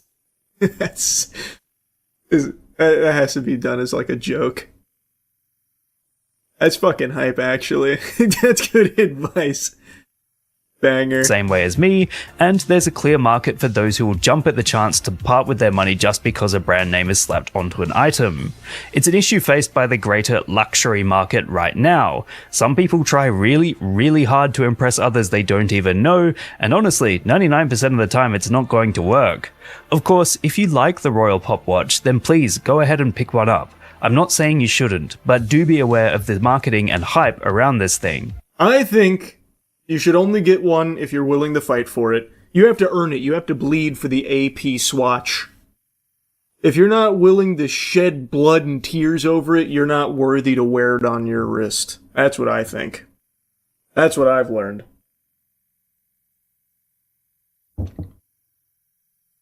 In short, it's just insane that people would get to the stage where that... Swatch had to clarify that the AP Swatch Royal Pop Collection is not a limited edition after people were fighting and causing chaos outside their stores. Hey, banger. Wait, so it wasn't just a limited time drop? Kudos, I love that. That instantly butt fucks all the scalpers. That's great news. That's fantastic. Fight over buying one of these little colourful pocket watches, especially when it's public knowledge that it's not a limited edition release, and they'll be available again very soon. See you next time on Lessons in Internet Culture. I love that. Wait, that was quite the twist. Somehow the brand ended up being the good guy here. Hey, idiots! You fucking morons caving in each other's skulls over this? You know it's not limited, right? You know we're doing more of this, right? Just making sure you guys know that. Worse than Pokemon scalpers, Jesus Christ. Okay, I completely disagree. This is pathetic, fighting over something that's not even limited. But I think Pokemon scalpers are much worse. They are literally beating each other up, killing each other over Pokemon product. And that is genuinely made for children. Like, the target demographic is children. That's who they make it for. So it's infinitely more pathetic than this. At the very least, I understand why people get into watches. I get it. Watches are very cool pieces, some of them, for sure. I don't really like the pocket watch here. That's not my cup of tea. But I'm not really a watch guy either. They're not even fancy watches, they're made of plastic. I mean, again, to bring it back here, I think this one's really very accurate. They do look like Happy Meals toys. 1000% they do. This shit looks like the Pretty Patties. I also like how he comes out here with a glove on. They give the illusion of luxury. Please, drones. Please! We need you to spend this money in here, please! Can't you see I'm wearing a glove? It's very high dollar! You gotta watch that Wisconsin chase where the car jumps over another car. What's it called? I'll take a look. That sounds very Dukes of Hazzard. Holy, that thumbnail looks incredible. What? Cash bond set at $25,000 for the man arrested in a Dukes of Hazzard style police That's what I chase in said. Fond du Lac County. Whoa, that is cool. Oh! That is really cool. Happened last Saturday. A fleeing car goes off the road, goes airborne. Actually, perfect too. That is a perfect jump. It also clears the guardrail. That's 2 wheels down. Perfect. That's smooth. The road goes airborne, jumped clean over another car, landed on the other side of the road on the other side of a guardrail. It's almost like something out of a movie. It wasn't a movie. The driver was taken into custody after being tased. Well, now we know who he is. This is 44-year-old Dwayne Stokes of Milwaukee. According to a new criminal complaint, a search of his car revealed a firearm and some marijuana. At the time of his arrest, Stokes was out of bond at a Kenosha County case for driving in a stolen vehicle. He's now got multiple new charges tonight. New tonight, West Dallas police not messing around when it comes to reckless driving. Currently, they... this is now something totally separate. Stunt jump completed indeed. Is one of those new charges being awesome at driving? Yeah, it was such a cool jump that they actually took away one of the charges. It was so wicked we had to. Did you see the clip of Kash Patel not knowing if lying to Congress was a crime? I must have missed that one. FBI director. The only one that made false statements is you. My final question to you, Mr. Director, is do you know that it is a crime to lie to Congress? Do you know that? That's my last question. I have not lied to Congress. I didn't ask you that. Lied to Congress is you. Do you? I'm not testifying here, sir, and I don't lie. Maybe the next time you run up a $7,000 bar tab, we can talk about it. Well, see, there you go.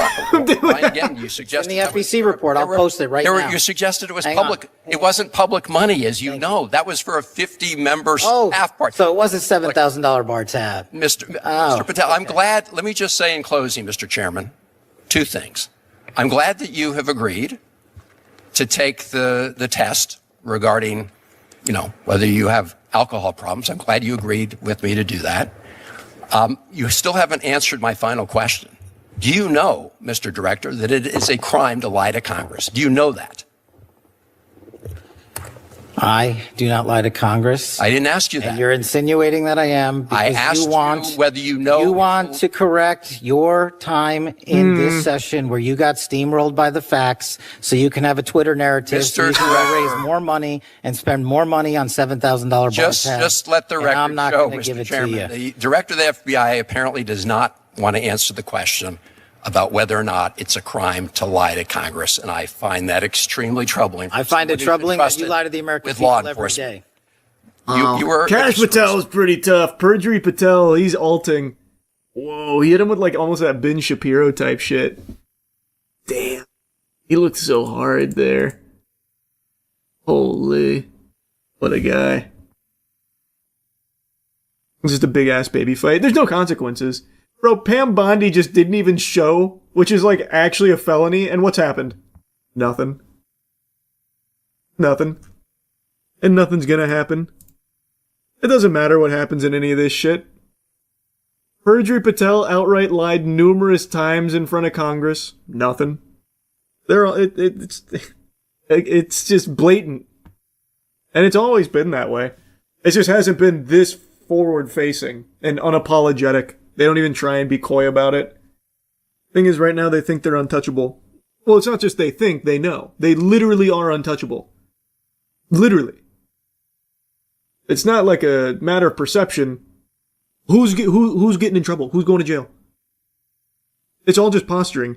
And even like extending beyond that. One of the big things is like, all these corrupt Democrats, we're throwing them in jail. We found evidence that the corrupt Democrats did this. They're not even doing anything to them. So it's not just like the blatantly obvious shit with Perjury Patel. It's literally everything. It's all posturing. None of it's real. Actually, none of it's real. After this hearing, he went to Hawaii to go on a VIP snorkeling tour. Bro, he earned it. He's like a week sober. He's got to celebrate, man. I'm glad he went to a VIP snorkeling tour. You see the trailer for the movie Hope looks good. Is that the Korean movie people keep talking about in chat? I saw that earlier in stream but forgot to look it up.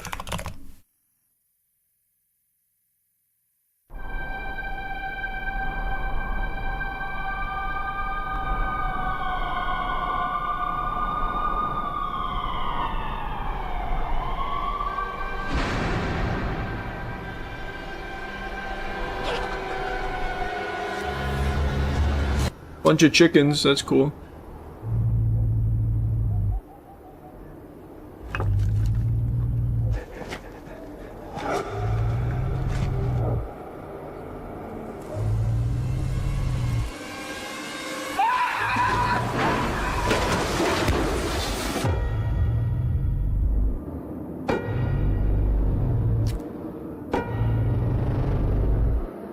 I'm not familiar with those.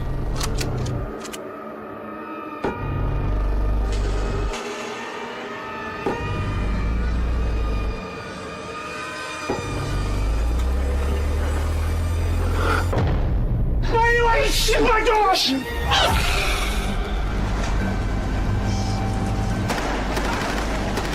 Looks like the things from what the fuck is it called?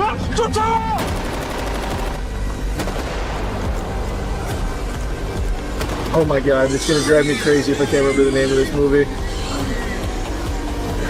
Quiet Place, thank you. I don't know why I was brain farting so hard on Quiet Place. They look exactly like the monsters from Quiet Place, it seems. Seems cool though.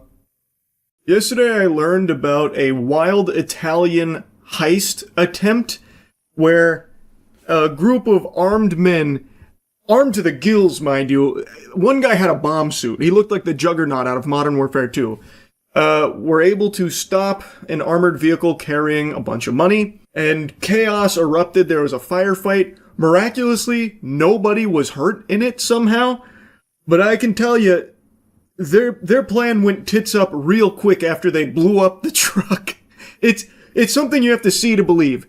Now, right before I was talking about this Italian heist, learning about it, I was learning about how a dinosaur convention called DinoCon had recently just banned a ton of people that were named in the Epstein files from attending. So you're going to see a pretty interesting headline even before the Italian heist here. I'll go ahead and show you some clips of that after the heist, because that too is also fascinating. But I think the heist is probably what you're going to be most impressed by. You see the heist in Italy today in traffic with fake police cars? GTA shit. Fake police cars. Oh, I didn't see this. Armed robbery in Italy attempted to pull off insane daytime heist on an armored vehicle on the middle of in the middle of a highway. Oh my god! Yeah, I don't think I can pull this up on stream. I don't know if anyone got hurt in this, but they just blew up the fucking car. What did they do? Fucking slap C4 on it? What was that? That also didn't even really look like an armored truck. Looked like just a normal van. 8 gunmen were posing as police with flashing lights. They blocked the road by setting vehicles on fire. They then used explosives to breach the van and exchanged fire with Italian police. Somehow the craziest part is that no one was injured and 2 of the bad guys got arrested on the spot. Okay, then I guess I can pull it up if no one was injured. Look at this shit. It actually does look straight out of a movie. Stanno rubando il furgone, guarda. Guarda, guarda, guarda, guarda, guarda, guarda. Guarda. Hanno rubato il furgone. Guarda. Guarda. God damn. Santo. Hanno fatto scoppiare in diretta. Guardali, guardali, guardali, guardali. Guardali, guardali.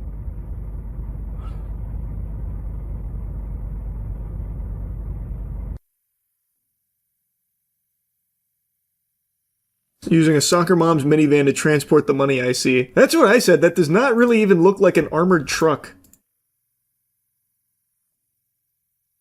It actually just, it looks like a normal delivery truck. Are they sure they got the right van? They ended up just stealing my shoes. That's it, just a bunch of Skechers in there. So reading about this, they weren't even like a super coordinated trained team that did this. It was just some guys. Just actually some guys. Did they get anything out of this? Well, despite blowing up the vehicle, they were unable to access the cash according to multiple reports. That's when the firefight erupted with patrol officers. No way.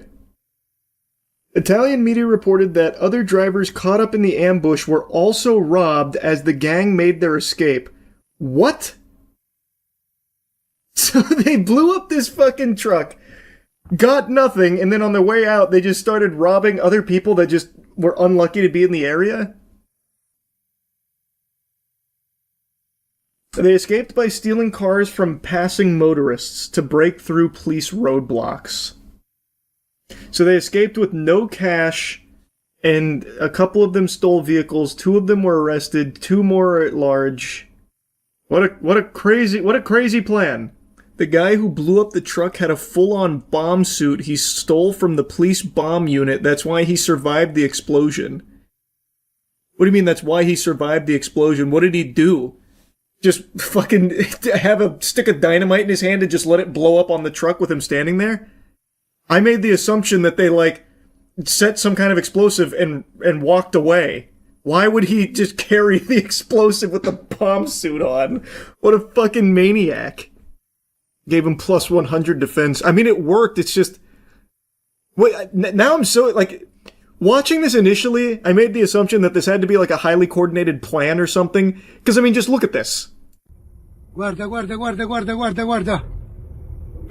But now, after you told me that, I can actually see the guy running behind the van as it's blowing up. Did they not tell him they already set the explosives? Dedicated tank. Yeah, I guess, man. No one screamed danger close. Just bad comms, I guess. Yeah, L comms. They didn't get the money because of protective foam mechanism foiled by foam. Oh yeah, I read that. The reason they couldn't access the money was apparently some foam system they had in the vehicle. Which, I mean, turns out foam's very effective. How much was in the truck? According to the first article I read, a lot. They didn't specify how much, but it made a explicit mention that it is a lot that these trucks carry. Which surprises me, because that does not seem to be a overly fortified truck. But it shows what I know, because this soccer mom van was able to thwart not only an explosion, but everything else that followed, so... I still can't get over this. Now that I know that this guy stole a bomb suit only to run into the bomb for fun is crazy to me. Guarda. Hanno rubato. He has to be deaf, right? Now, I don't know a whole lot about bomb suits, but he's gotta be deaf. They had to blow his goddamn eardrums out, right? Wile E. Coyote-ass strat. Yeah, I have no idea what his thought process was there. Why steal the suit if you're not gonna use it? That's a good point. That's a good point. They went through the effort of stealing the bomb suit. God damn it, they're going to get some usage out of it. Put it through its paces. Dinosaur Convention bans all paleontologists named in Epstein files out of safety of our attendees. Wait, what? We find it deplorable that some established paleontological organizations are not taking firm action, DinoCon's statement reads. What? Oh my god, don't you fucking dare. One of these dog shit journalist sites that force you to pay just to read the rest of the article, you make me sick. DinoCon, a UK-based paleontology convention, issued a statement regarding the scientists, authors, and researchers named in the Epstein files, noting those associated with the late sex offender were officially banned from the annual event. How many paleontologists were named in the Epstein files? I must have missed that. While the convention statement did not name the individuals, the Monday announcement made it clear DinoCon would not tolerate their presence at the July event. We at DinoCon take the safety of our attendees, speakers, and staff very seriously. As a result of the release of half the Epstein files, it has come to light that a select number of scientists, authors, and researchers relevant to the field of paleontology allegedly engaged in correspondence with members of the Epstein organization after the convictions of Jeffrey Epstein. We want to state that all respective individuals are banned from our events. I mean, that's it. Hey, that's good. I'm happy to hear that. Had no idea there was paleontologists named in the Epstein files. Additionally, we find it deplorable that some established paleontological organizations are not taking firm action to protect their members in light of these allegations. As such, executive committee members from organizations that are not issuing public bans to these individuals are also banned from our events. We do not tolerate those who allow this behavior to go unchallenged within our community. Wow. Actually doing more than like half of everything else out there. You have to remember that Stephen Hawking was a regular. Epstein saw himself as an intellectual trying to unite the smartest people in the world. That's a really good point. I guess maybe I just don't know a ton of paleontologists. So it was not easy to recognize them. But that is a good point, yeah. I just looked it up. Apparently one of the biggest names is Jack Horner, a famous paleontologist who even worked on Jurassic Park.